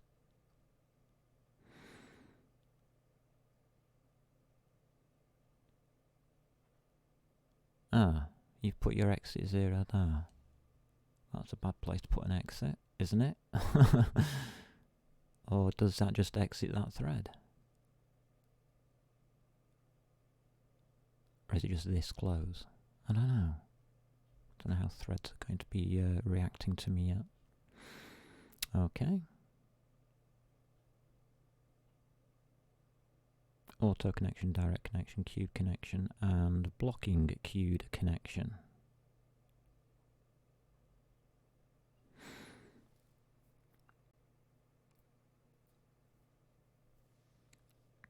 Signal is queued, yeah. Queued connection, yeah. Otherwise a slot is invoked directly. Direct connection. No, we want the queued connections on our slots. Server class, no, I don't like this. I'm not overly enthralled by it.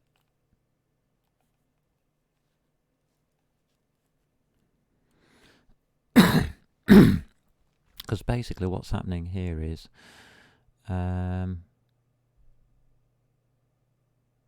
connecting, right. Socket descriptor this. Ah, it is going through. That's okay then. It doesn't look as though it is.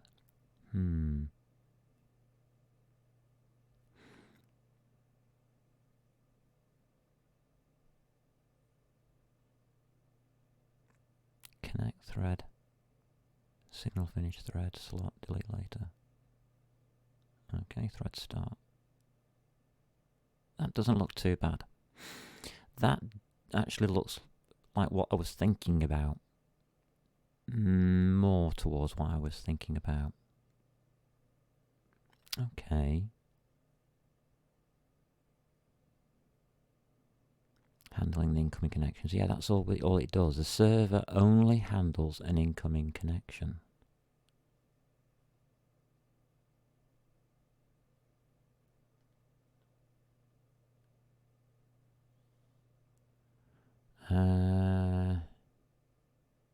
Yeah.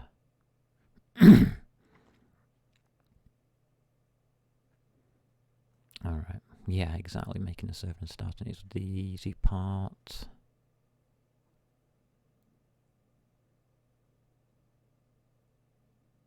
Alright. Source code, I'm not really interested in. What I want is a more controlled way. That'll just go threading until your threads run out.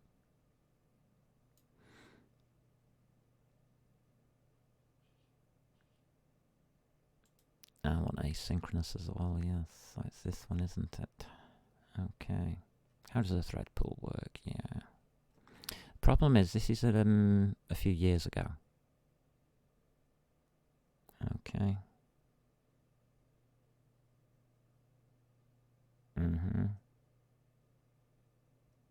Yeah.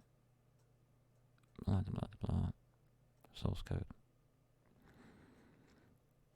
Alright, so protected void incoming connection. So you don't use it as a slot.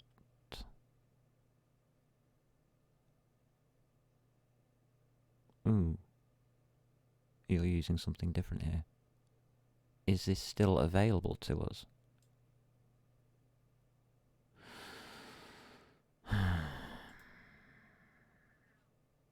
What am I looking at here? Signals and slots.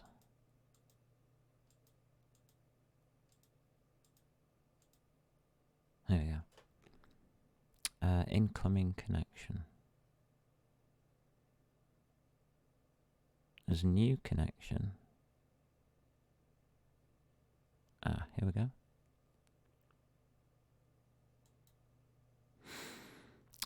Blah, blah, blah, blah. Q network proxy, yeah. Add pending connection, yeah.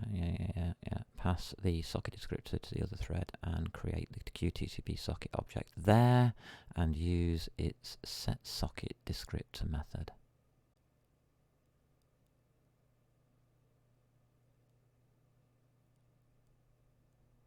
That's what I was thinking. Yeah, I was right with that. That's good. So yes, it does still exist, so we have to change our program straight away. Crazy, I know. Absolutely crazy. So we're not going to be using the new connection. We are going to be using... well, according to this...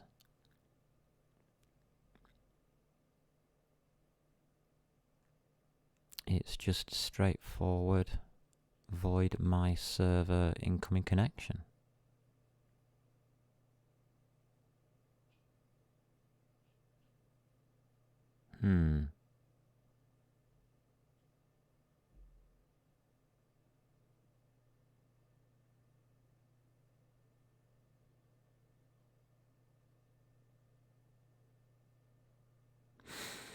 Client set socket descriptor.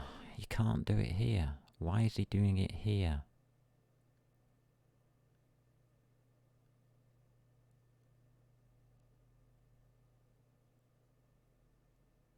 It's got to be done on a separate thread.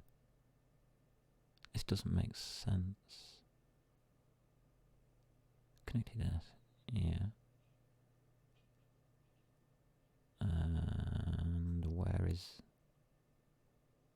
There's your thread pool.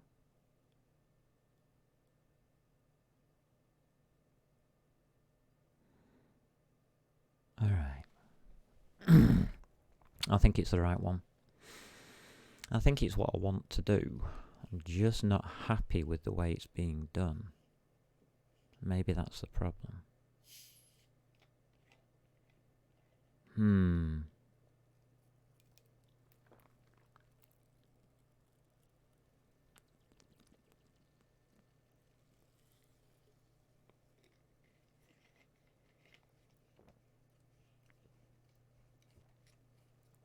But they are using that as a different object, which is fine.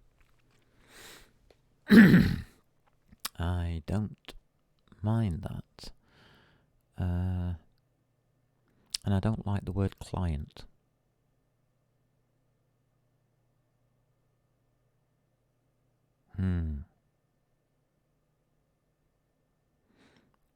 Because client to me is client side and server side. So client is a different program altogether, even though it may be in the end the same program, but it isn't going to be anything like the same program. So this is actually a user. So it's a connection. It's not a client. This is a single connection.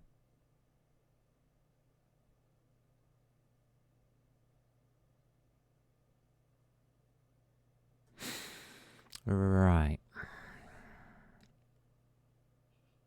Okay, so far so good. We're not going to be using a lot of this stuff. We did need Q string, which is okay. QMap we didn't need.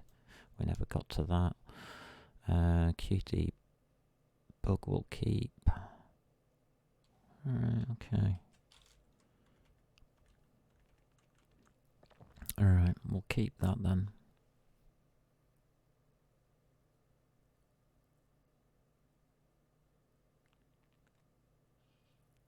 Connection. Right. Add new. C++ class. Class name is connection. Base class, QObject, include QObject. Yep, next. Blah, blah, blah, blah, blah, blah, blah, finish.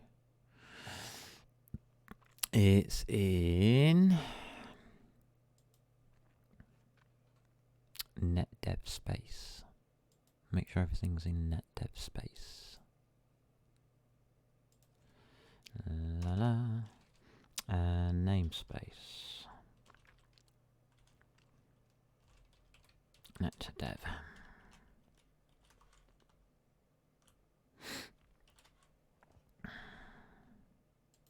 And that was Alt Shift.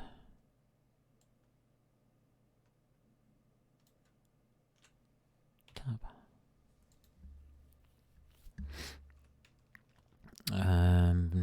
Yeah, that's okay. I think it's going to be a Q object anyway. Unless it's... No, you don't want it as a socket. You could have it as a socket. That's interesting. What a weird thought. But it's those weird thoughts that sometimes work.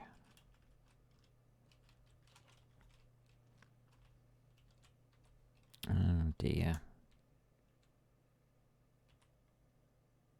What? What are you doing, Z? Control Z, please, quick. Earth, Shift N, E T D E V. Thank you.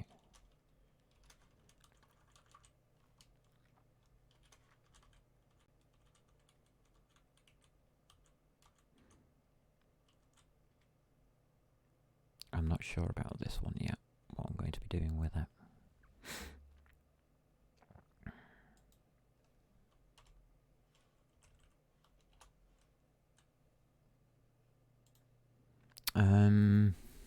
Yeah.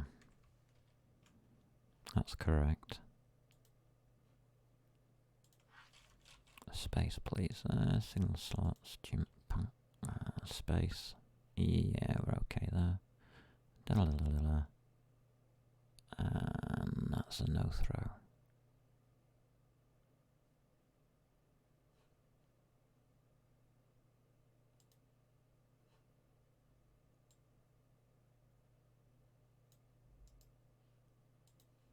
That's one of them. At this point in time, anyway.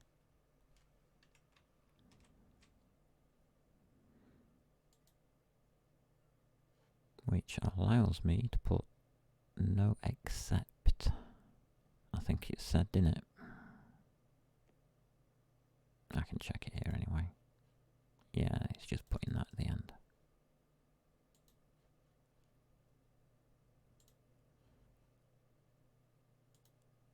Huh. It's got to it before I did, never mind. No exception. Good.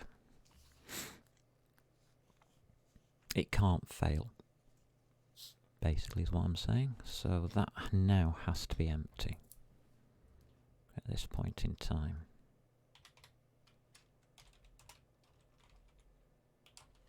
Right, okay, we're okay. We're alright so far, we're doing good. Radio, we've got a connection. What do I want to do with it?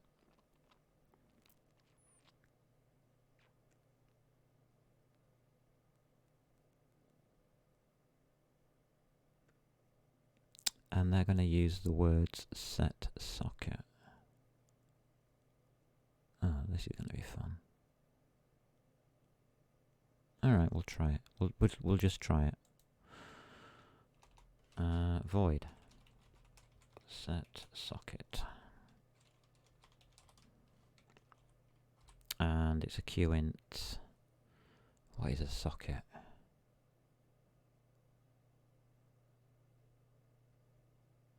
Okay, don't know.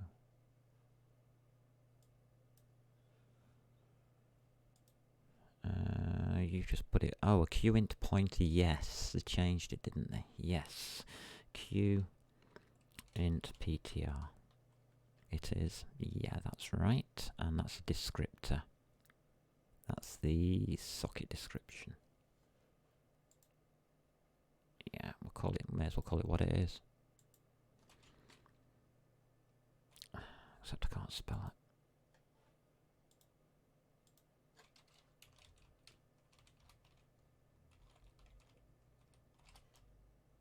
That's it. Lovely.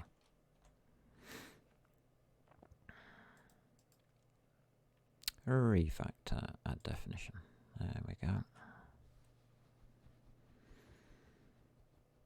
Alrighty. Alright, these are the ones that he's giving, which I'm not overly happy with everything that he does actually. But alright, so slots. We are having a void connected.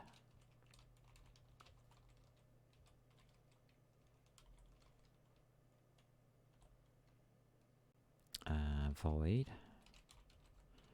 disconnected.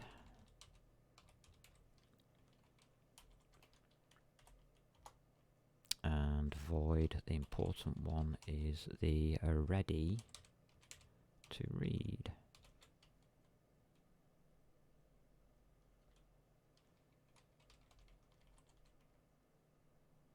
Doesn't matter how you spell it, does it? Yeah, but yeah, okay.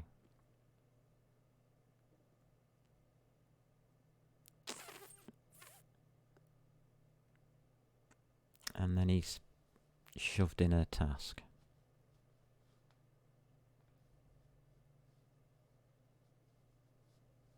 Alright. This is a chat server, so we will place in nothing. because that's a special. That's not going to be done in here. This is only to deal with the connection. So this will place it outside. Lovely. Yeah. I'll do that. Okay. Refactor, add the definition. And this is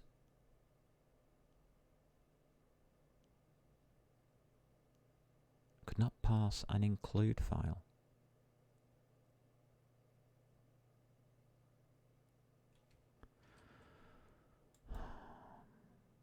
Why not? Oh.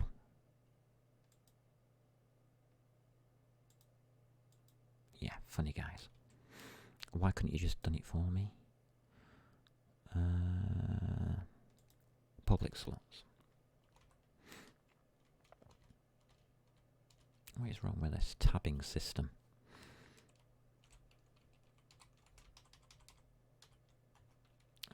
Public slots.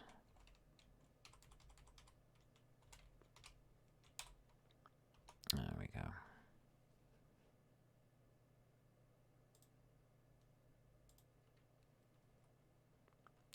Is that okay? Looks good so far. Looks good. Disconnected. Refactor. Yep, that'll do. And the last one. Refactor. God, this is actually very hard to do while streaming. It's so putting me off. Does that look okay? Yeah, that looks okay for now. There's your task thingy. The only private thing we've got is a QTCP socket.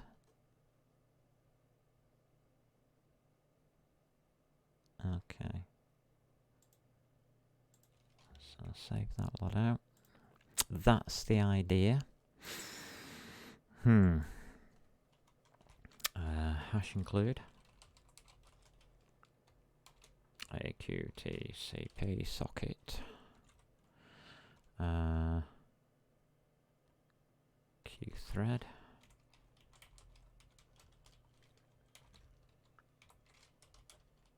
Is it thread or thread pool?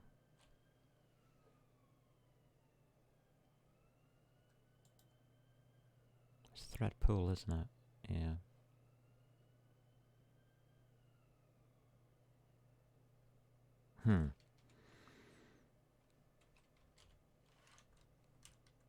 It's a thread pool I want to be messing around with. The my task bit doesn't go here.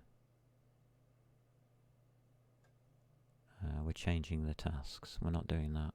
We're doing it a different way.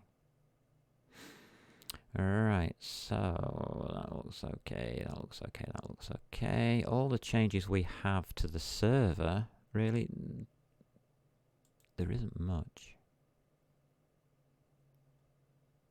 All we do is change the new connection bit, don't we? Alrighty. Let's get the server side sorted out. So, it's incoming connection Gwent pointer socket the descriptor. And it's protected. Okay.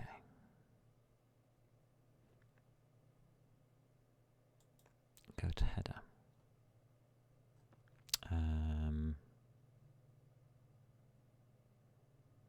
We're going to need protected now, aren't we?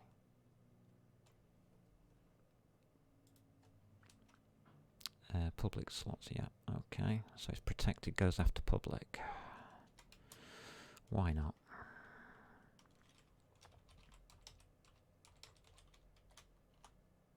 And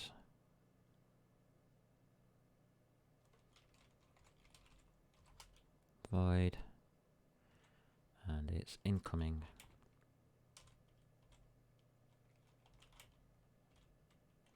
Connection.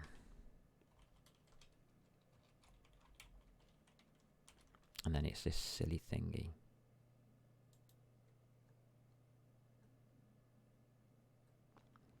And that is a qint pointer.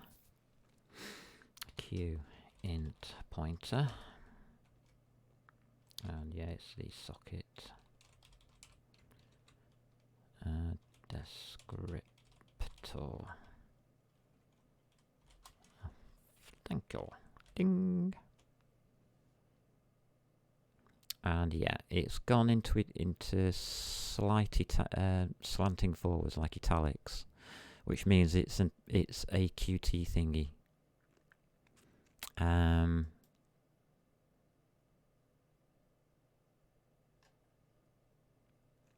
Oh, I don't know if I can get to it, but is that not virtual or an override? It doesn't look like it is.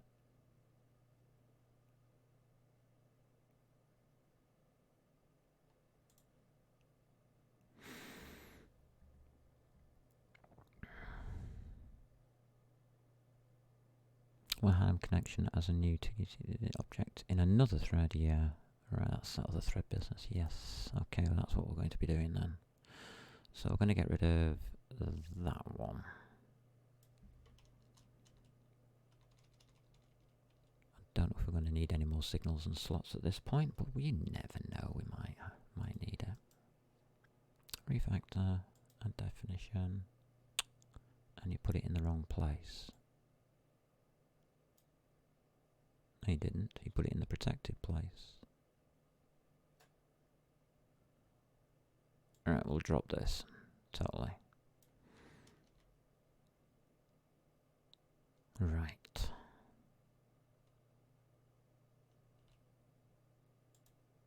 Lovely. So, on the start server, he's just got listen. This is disconnected. Alright, so this is automatically called by the QTCP server.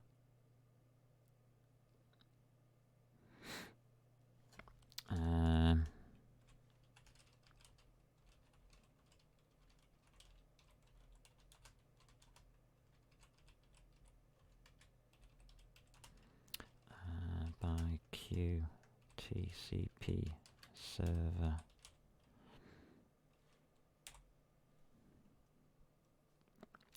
So it's not a signal and it's not a slot.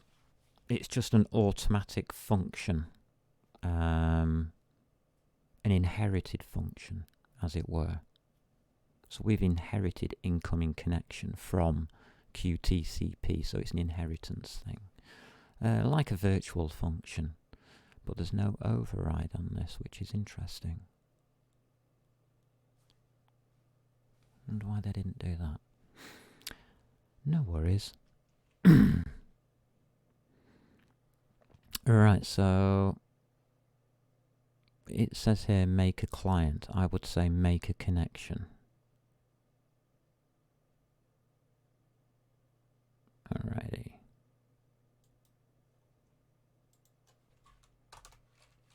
Hash include. And it's connection.h, isn't it?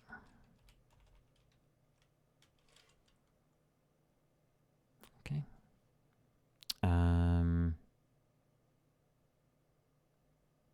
Are we holding this? Or are we just letting it go?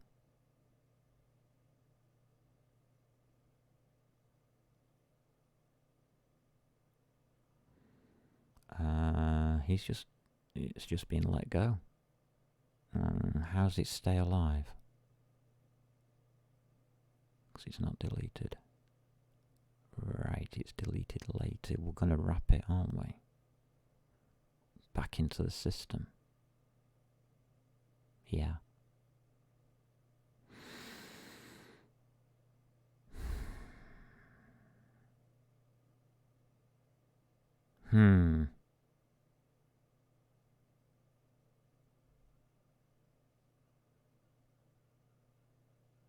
Oh, clever. is not actually, it's being deleted using the QObject system. Alright, yeah, this is exactly what I was talking about at the beginning, where QObjects are parent and child. What we're going to do is make the connection a child of the server. And by doing that, really what happens is the following. You take your, well, whatever I've called it. Oh, just connection. Alright, fair enough. I haven't really bothered about that. So we're going to take our connection,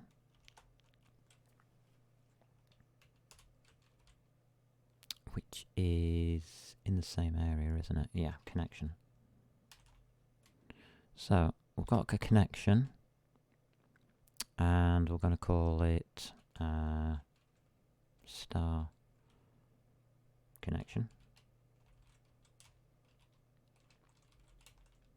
And that's going to equal a new connection open, and it's got to be this.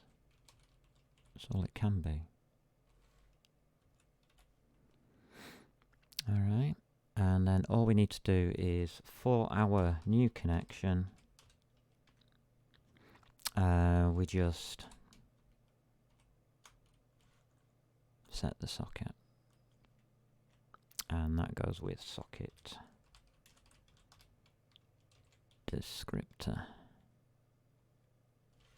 like that. So we take a connection. Do I need that space? Doesn't look like I do actually. It reads easier if I do it that way. Okay. So this is okay. There's no signal or slot. That connect is irrelevant. God, this makes it so easy. Ridiculous. Empty, return, close. So empty, listen, close, connection. That's a server. That's all it should be handling. God, this is going to be fast. That is amazingly fast. Now over here is where we can get to mess around a bit. So the first place we're going to land is in here, set socket. And I've got a thread pool. Good. We are going to have another include here, but that's down the line. Make sure it's explicit, please. And we've got a no throw. Yes. Speedy speed. You've got to be very speedy. It's a server, and it's not going on a very fast chip. It's going on the server chip, this. Task runner. Yeah, I'll think about that a bit when we get to it.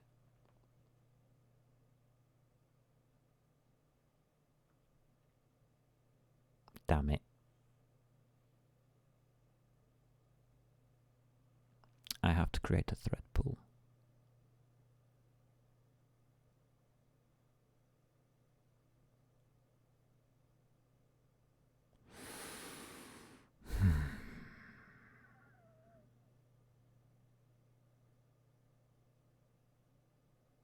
Can't have a no exception then, can I?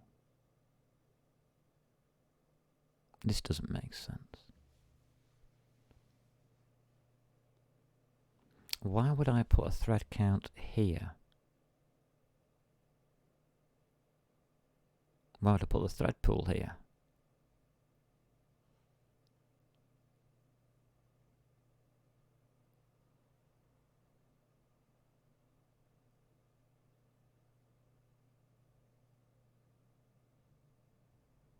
Make a new socket, yeah.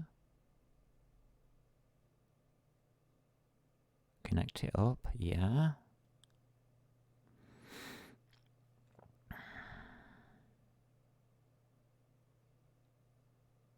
Client then is connected, yeah. And then we have connected event, disconnect event, and of course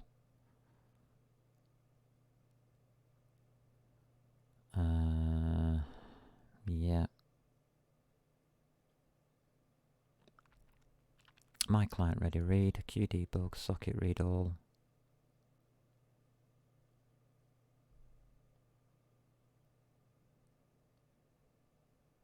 My task, blah blah blah blah blah. New task, yeah. My task set auto delete, yeah. No, this is wrong.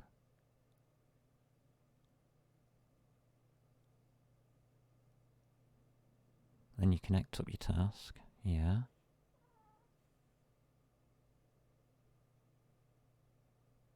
And then you're starting your task on a thread. That's different.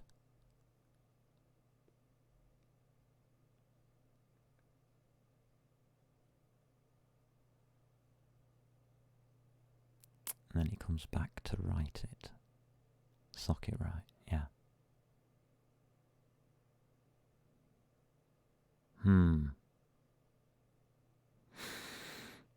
Why would I want to do it that way when I can just use a straight thread? Why would I use a queue thread pool? That limits the number of threads that are being used at once.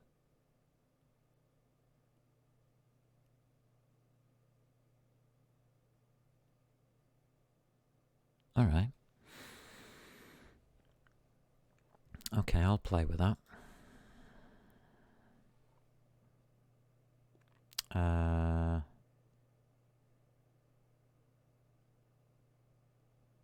You need an initializer for that.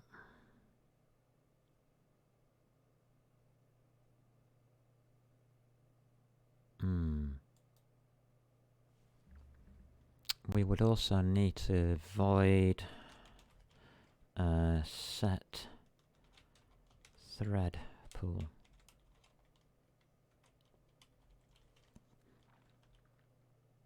And that would take in an integer of num threads.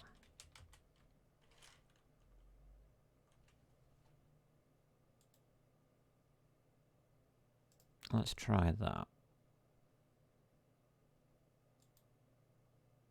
Okay.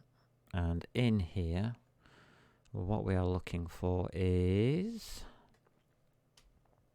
queue thread pool. I don't like the way it's being used here, by the way.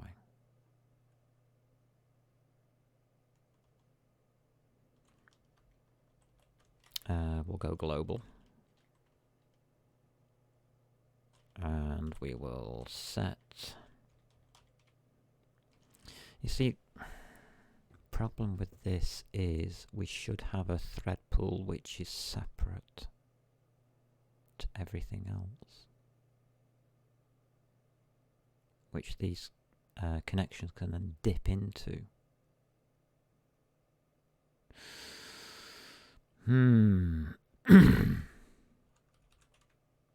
Set max thread count, num threads.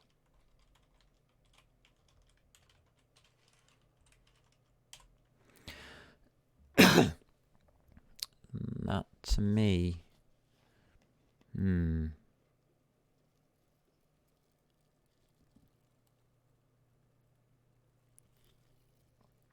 that goes every time you go to use a new object. So every new object is going to have a number of threads. Every connection will have its own, well, will have a limited max thread count. Okay. Alrighty. As long as they're all the same, it doesn't matter. Doesn't make sense to me. Why would you put that here?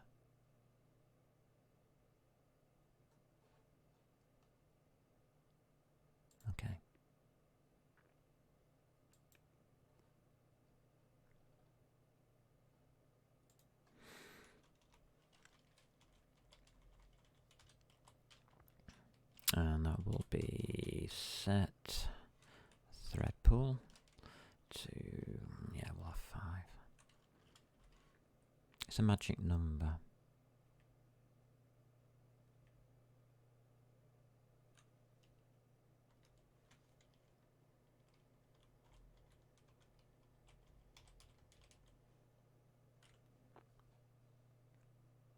Can't have a magic number.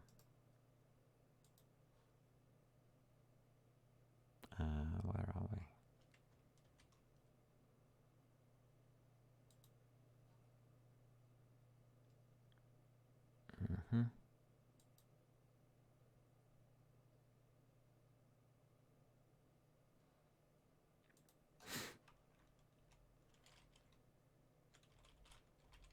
It'll be a constant expression, won't it? Int max threads equals 5.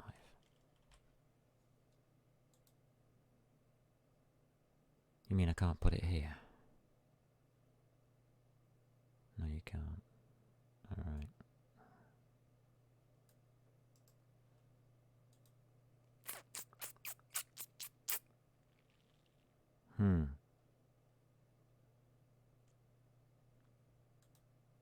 I don't see a good place to put it.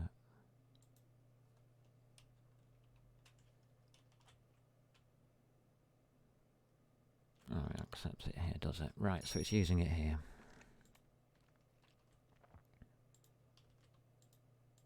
Let's get all of these damn well saved.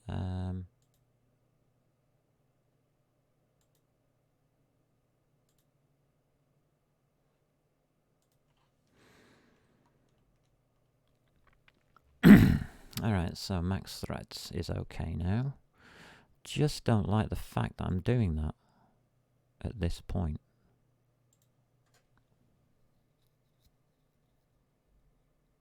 Right, we'll come back to that and look at it a bit more.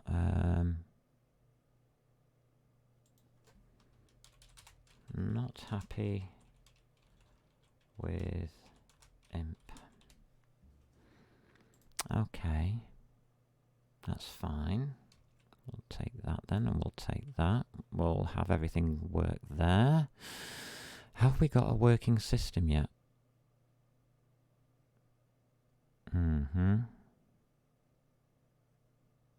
Because I don't even know if that incoming connection will work on this new...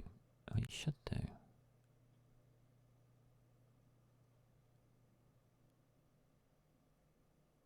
Okay. I also have that as a void. Damn. I'll have to look up that. Connection. Blah de blah. We're not connecting anything. So all we've got to do is something with this descriptor. And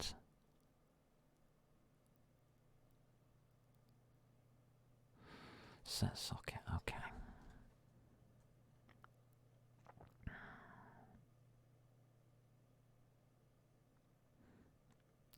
Make a new socket, don't you? Alright, here we go. So, socket or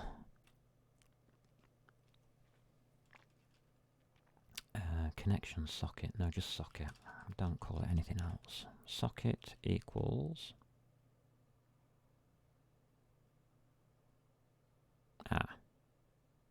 I can't do that.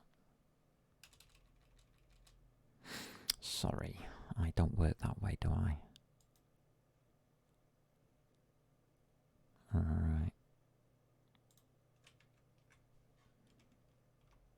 So private.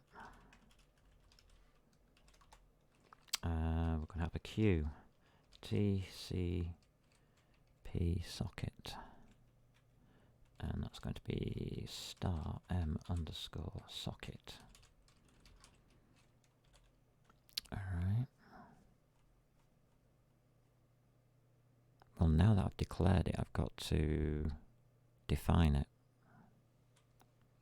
God, I wish this was done properly. It's a good example, but sometimes things make me wonder. M underscore socket. is a null pointer. Got to do these kind of things, folks, otherwise it's not a no except. If I put it to a null pointer at the beginning, then it cannot throw an exception. If I don't, then it can. Yeah, I know. The rules of computer programming are very in-depth and deep at times, and unfortunately mess me about.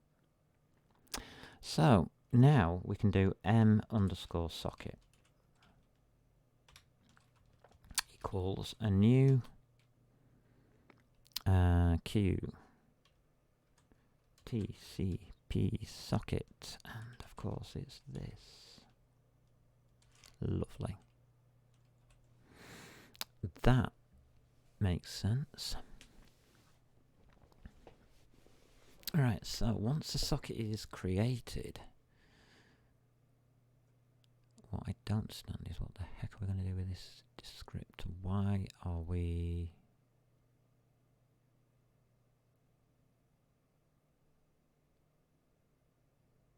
Alright, okay.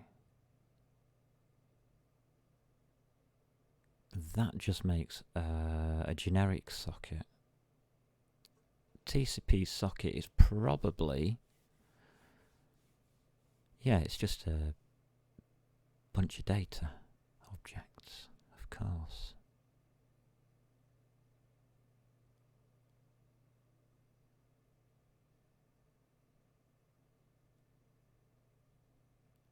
Alright, let's do it. Let's do a bunch of connections. So we do the connections and then we do msocket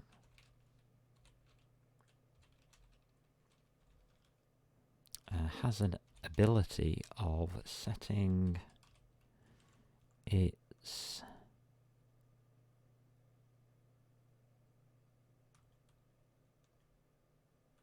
socket option. No.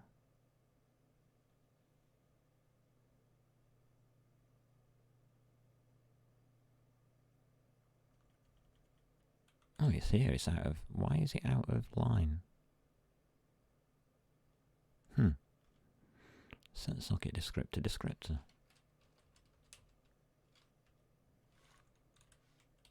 And in between here we have to do all the connections. We have to set the connections up first because as soon as we set the socket descriptor, as you can see it goes into italics again. As soon as we set that, it's live. So we want all of this lot to be hooked up first. So connect. It's going to be socket.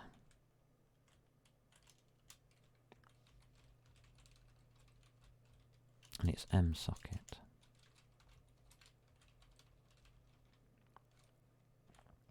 We are going to use signals, aren't we? To signal.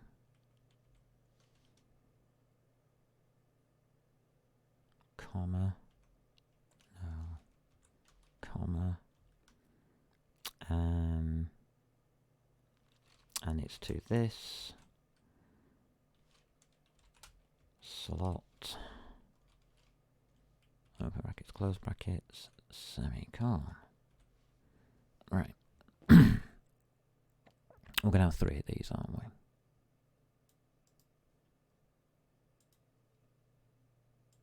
All we have to do is fill them in.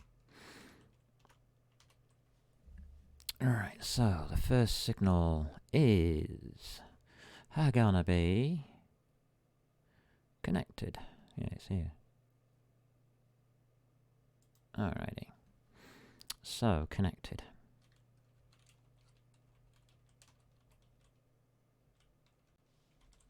That's a signal? Really?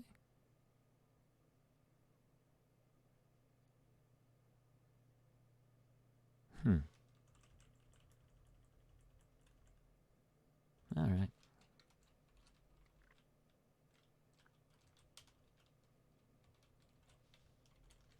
There we go. Fair enough. Signal is disconnected.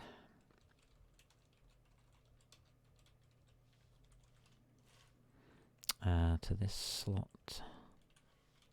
Disconnected.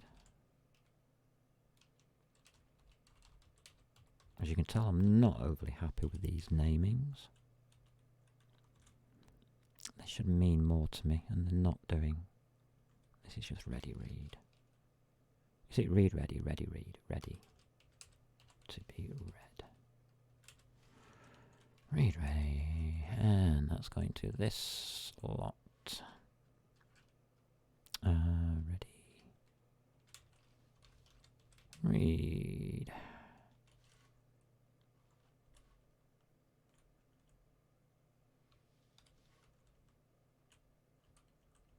Can you... Oh, it's knackered me up again. Thank you for that. There we go. Yeah, that's okay. So that sets up all your connections.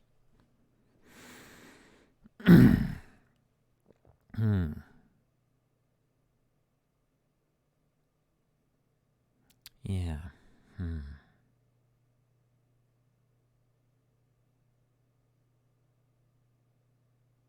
As there is going to be one object. Or is there? I've got to sit down and work out how these objects are going to be created, because according to me there's going to be a new one of these for every single connection. So every single connection is going to be a connection object.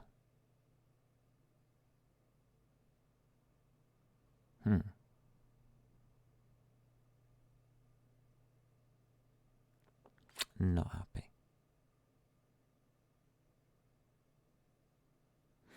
What would probably be better to do is to put these into a map of connections.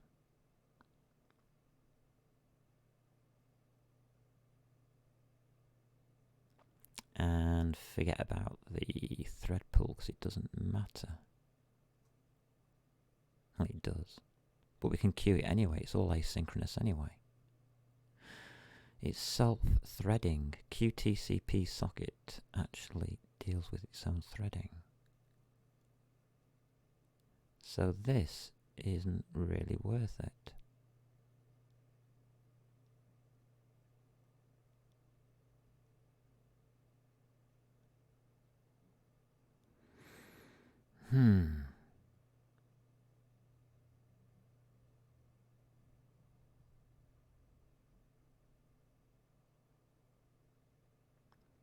Okay. We need to test this. I mean, I've gone as far as I can off this example, really. I'm not happy with that.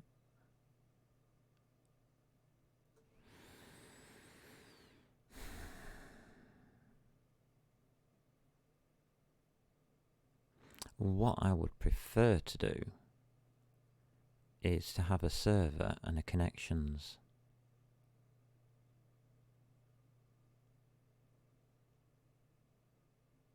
And then a user object for each user. Or user, yeah. This doesn't seem right to me.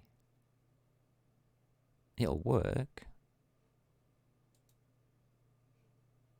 That I can probably show.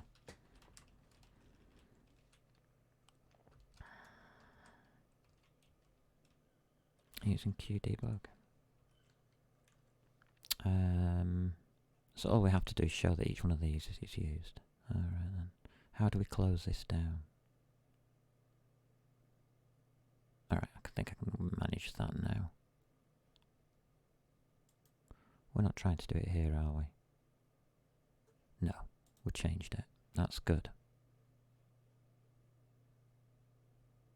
Alright.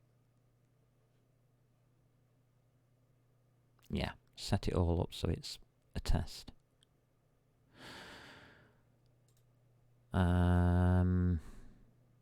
Everything's fine there.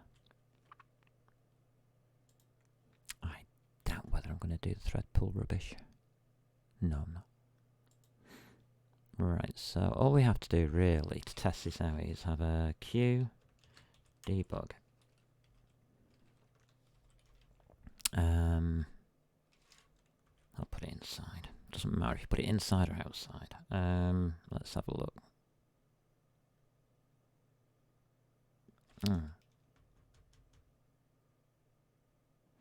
What information have we got on connection? Nothing.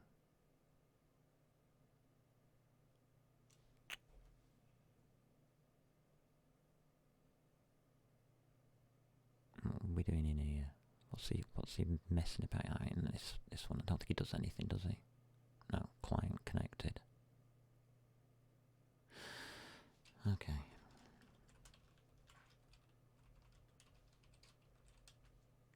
New connection.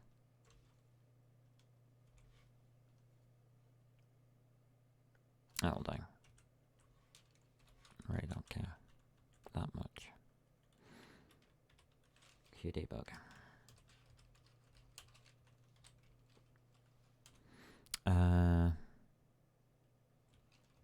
Connection disconned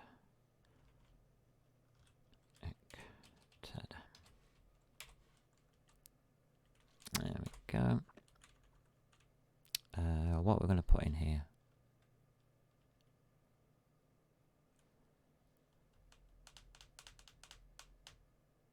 Alrighty. I'm not going to do what they're going to do. This is a Q byte array, isn't it?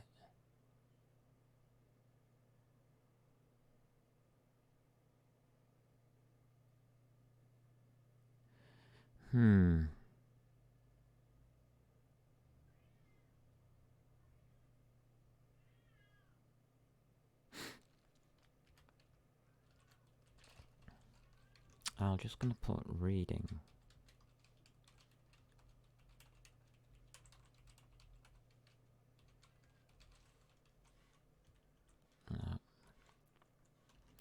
I'm not happy with what he's done here. Why has he done a QDebug? He shouldn't do that. Socket read all.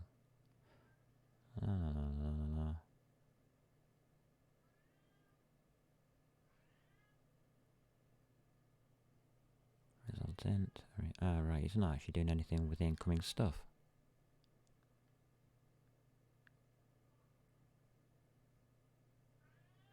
We've got no Q byte array.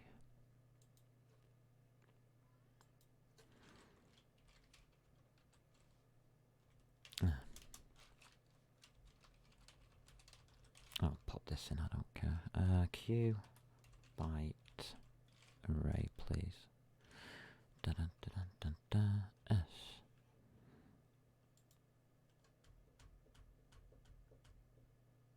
Doesn't matter. Alright, so we are going to have Q byte array.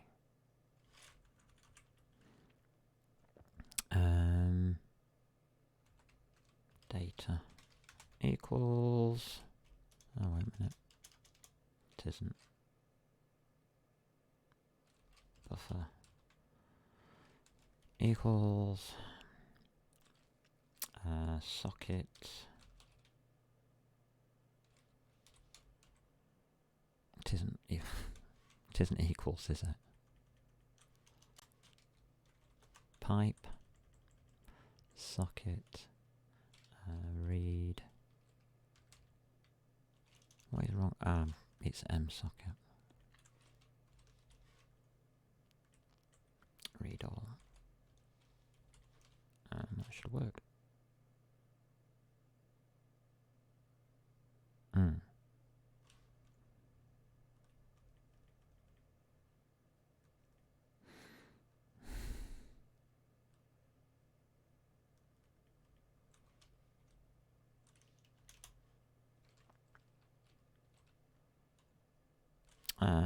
Yeah.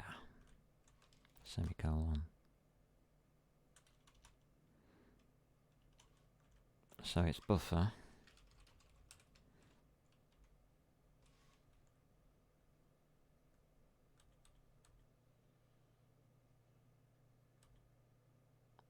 What can we do?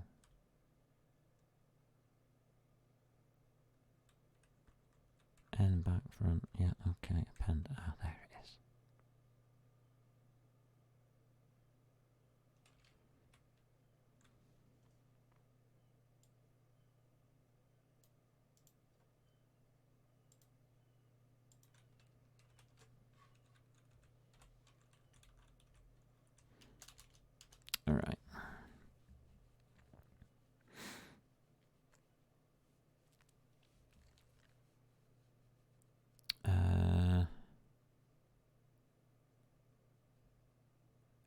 Right, so how can I take the stuff out of our buffer?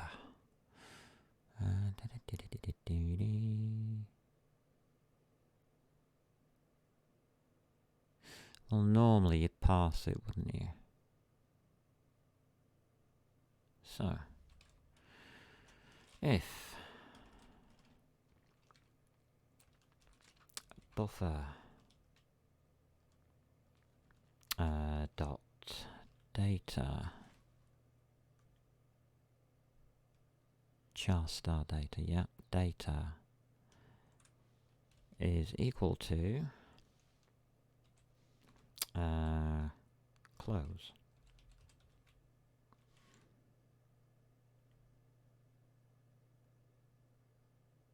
Against a string.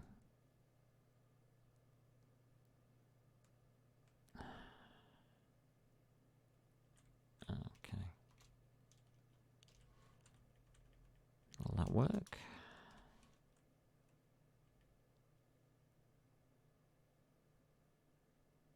Alright, no. No. Think this through.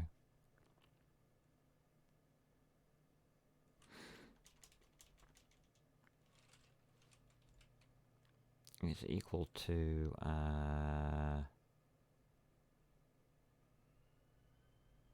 Q.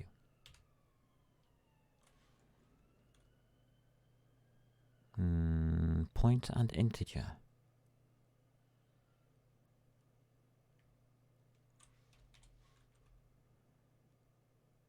No matching member function call. Okay.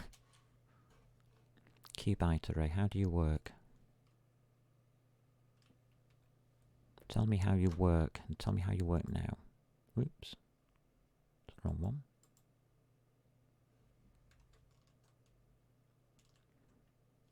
Oh, it's got iterators and things. Oh, great. Well, I just want something simple. At. What did I think of that? Do. At 0 is equal to Q. Then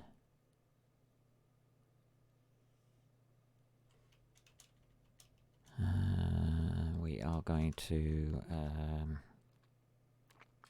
this close.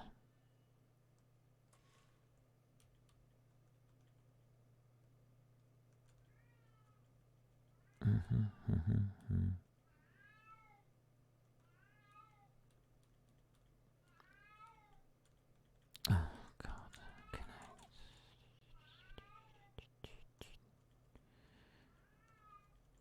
There's no close, is there? No. Sure there isn't a close? No, there isn't.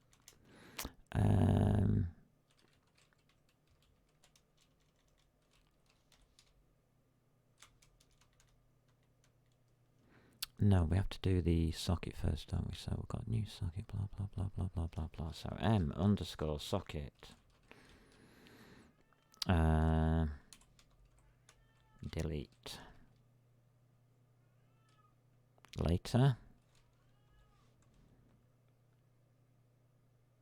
Then we have to emit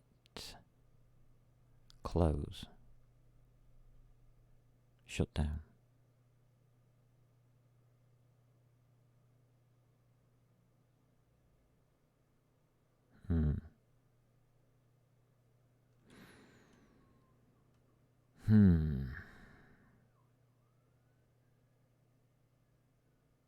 We have to be able to close this thing down properly.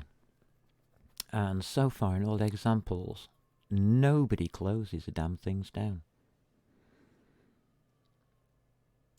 I'm thinking to myself, well, what's happening to all these dangling threads if you're not closing stuff properly? It's damn stupid. Right, so we could use...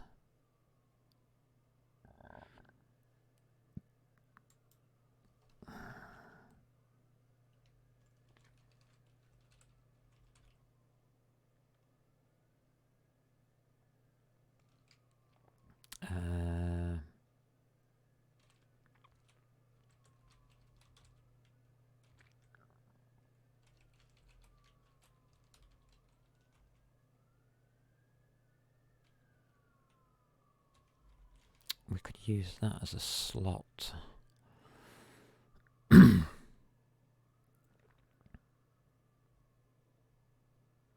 And we would then have to connect to that slot.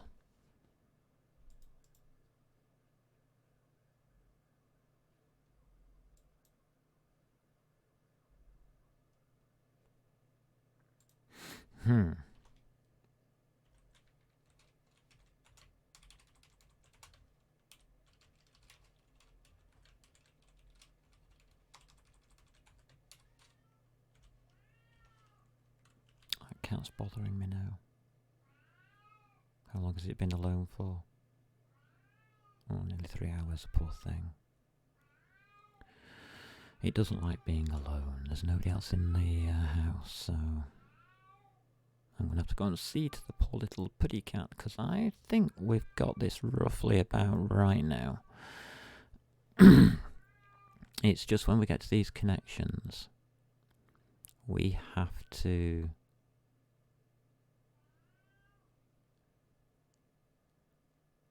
Oh, how do we connect this?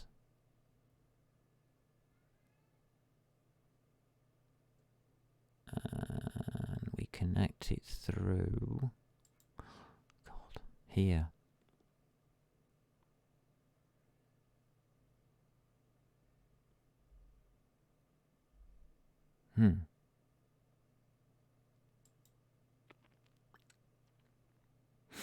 And the signal is going to be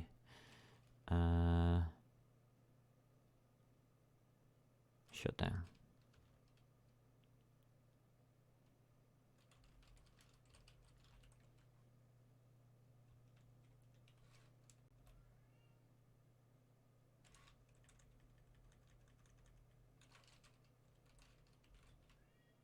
There we go. And then all we do is we emit shutdown.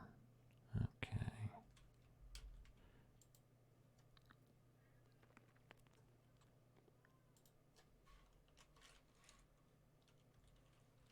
E. Right. Is it just emit? No. This emit.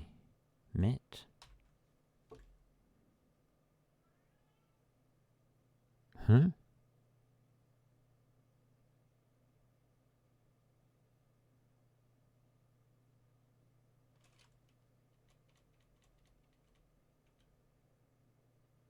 This is weird.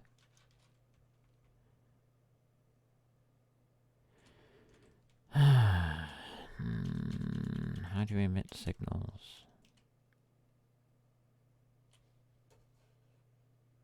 Back to signals and slots.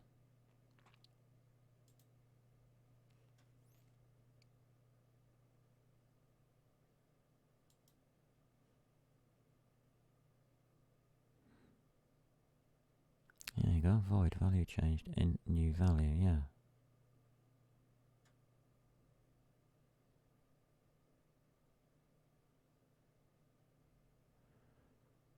Alright. It's EMIT.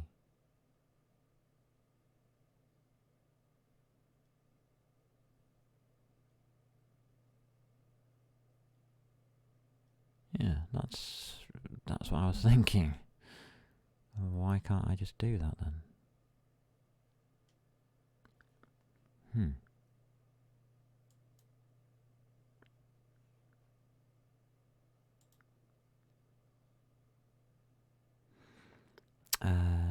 Emit shutdown.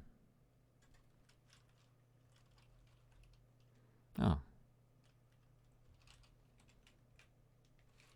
There you go. So what we do back in here is we connect it.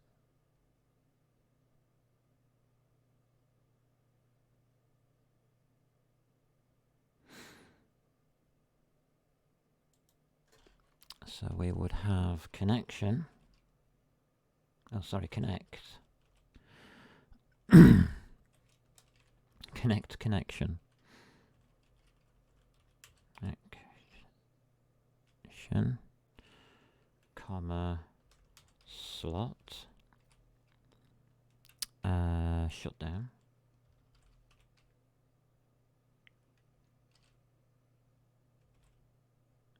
No matching function call.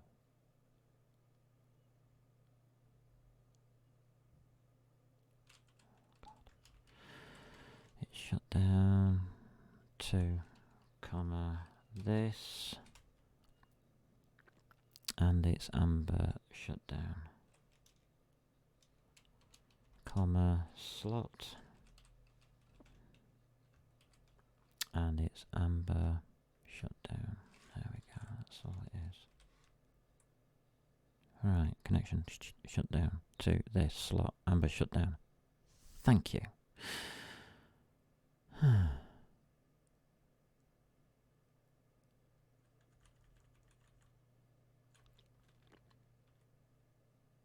And this is protected, isn't it?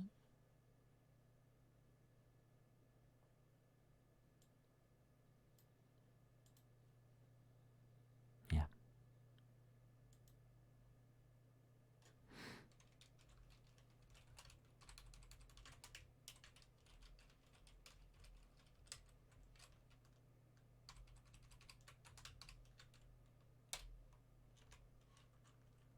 Okay. We're getting somewhere. Now I should be able to shut it down. Connection. Da da da da da da. And then it's just else.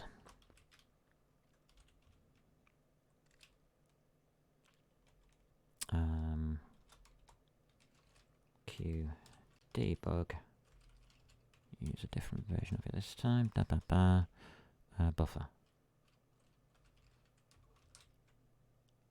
There we go. That should work. Yeah. Else drop the buffer into the console. And that's that done. So on shutdown, all we have to do is what we were doing before, which is close and quit.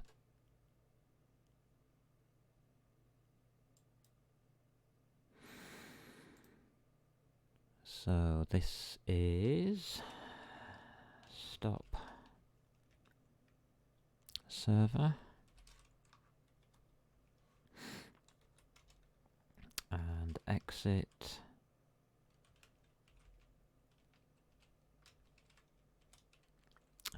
zero. That should do it. Oh yeah. I forgot about that bit. If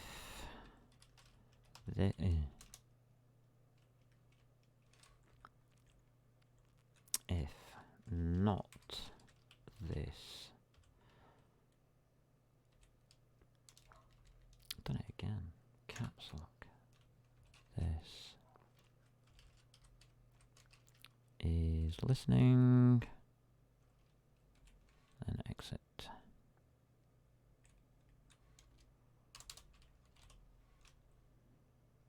Everybody happy. Let's see how many mistakes I've got in that lot.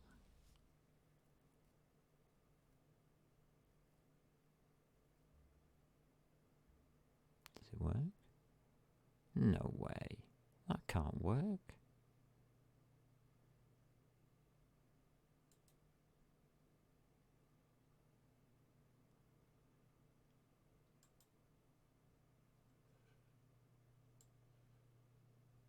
Really?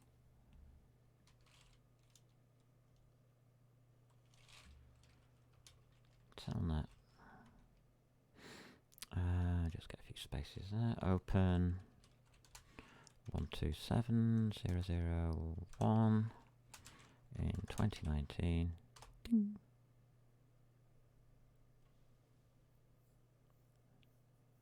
Attempt to bind non-signal NetDev connection shutdown. QObject connect. What about it? What's wrong with that?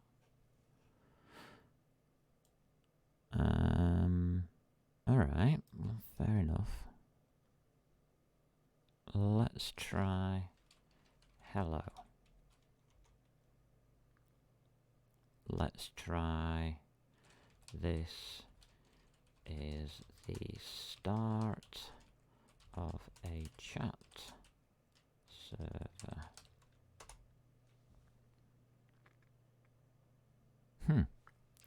Q.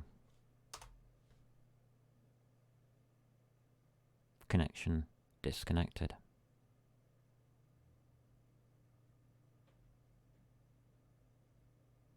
But it... wait a minute. It's a disconnect signal. I'm an idiot. Yeah, connection closed by foreign host. So it's actually disconnected. But it's a disconnection signal that I want.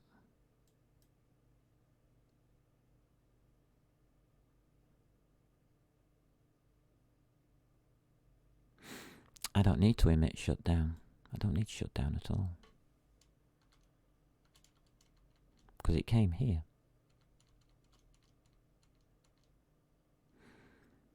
So, and that's now disconnected. So back over here.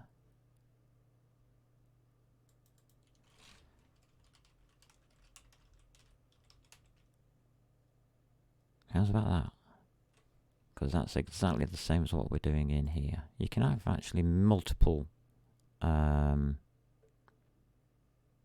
slots receiving the same thing. Connection disconnected. I wonder if that works or does it not? It's supposed to thread it, but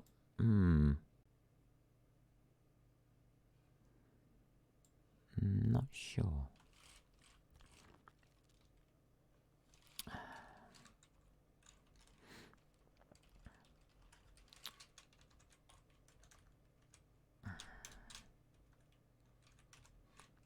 He's starting to hurt my fingers. Alright.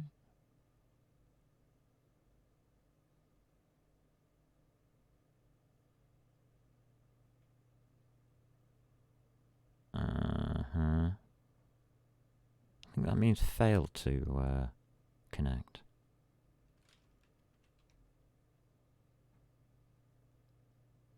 Connection disconnected. Right, I'm going to have to work on that. I've got the connection disconnected part, but this part ain't going to work because it ain't made.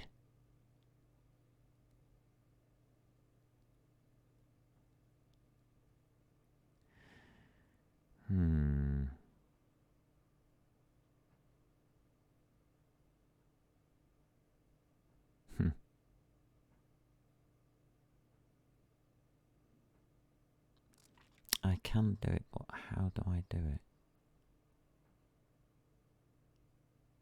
I need to go back up the tree, and it's very, very difficult to go back up the tree on signals and slots. I'm going to work. There we go. I think that's as far as I'm going to get for today. I'm now starting to get into complex territory where I want to close it down properly, and I won't go any further until I can. And my way of doing that is just typing in Q, msocket delete later, starts a deletion system off. That puts it into disconnection mode. And then at this point we have to tidy up.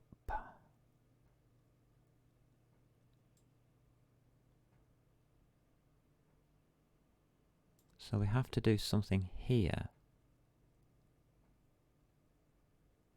Well, really what we normally just do is delete the socket.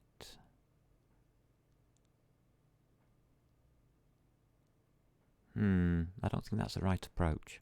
Right, that's good, but at least I know that that will work.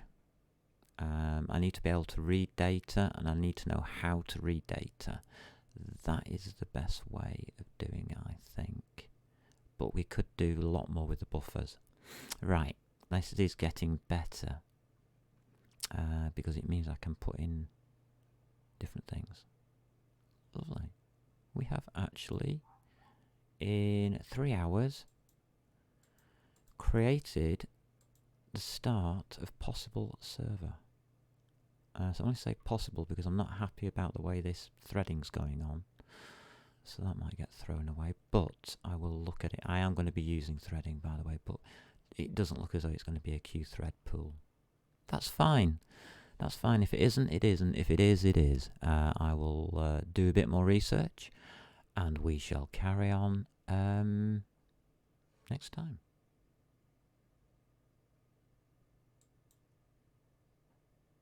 As it is now, the next time is tomorrow. So tomorrow we shall continue, and hopefully we will dig deeper and deeper into Qt and see what we can do. And I hope, well, I just really do hope that it gets easier, and our journey onwards will bring us a good chat program. This is only the server side of things, so in the meantime, till tomorrow, 2 p.m. I'm going to say 2 p.m. Take care. And above all, have fun.